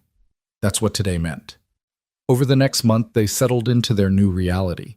Elizabeth moved into Michael's apartment, refusing to make them relocate to her townhouse because Lily was comfortable here, had friends in the building, needed stability. So the billionaire CEO crammed her life into 2 small bedrooms and learned to navigate a kitchen smaller than her old closet. "This is insane," she said one morning, trying to maneuver around Michael while making coffee. "We need more space." "We need a lot of things. Space ranks pretty low on the list." "What ranks higher?" "A functioning kidney for Lily. Another year of remission, maybe 2. Elizabeth went quiet. Lily had been on dialysis for 6 weeks now, and the toll was visible. Weight loss, constant fatigue, the particular kind of sickness that came from your blood slowly poisoning you. They'd listed her for transplant again, but the wait was long and her antibody profile made matching difficult. "I've been researching paired donations," Elizabeth said carefully, "where one person donates to a stranger so their loved one gets a matching kidney from another donor in the chain." "Elizabeth, I'm not a match for her. My blood type is wrong, but I could donate to someone else, start a chain that eventually leads to Lily getting a kidney." Michael set down his coffee cup. "That's major surgery, weeks of recovery, risk to your health." "I don't care if there's a chance." "No," he said it firmly. "Absolutely not. You don't get to decide this for me." "I'm not deciding for you. I'm telling you that I won't risk losing both of you." He pulled her close. "Elizabeth, I need you here. Healthy. Able to help with Lily's care. I can't do this alone, and I sure as hell can't do it while worrying about your surgical complications. But if we don't find a kidney soon, then we keep her on dialysis and we wait. That's all we can do." Elizabeth pulled away, frustrated.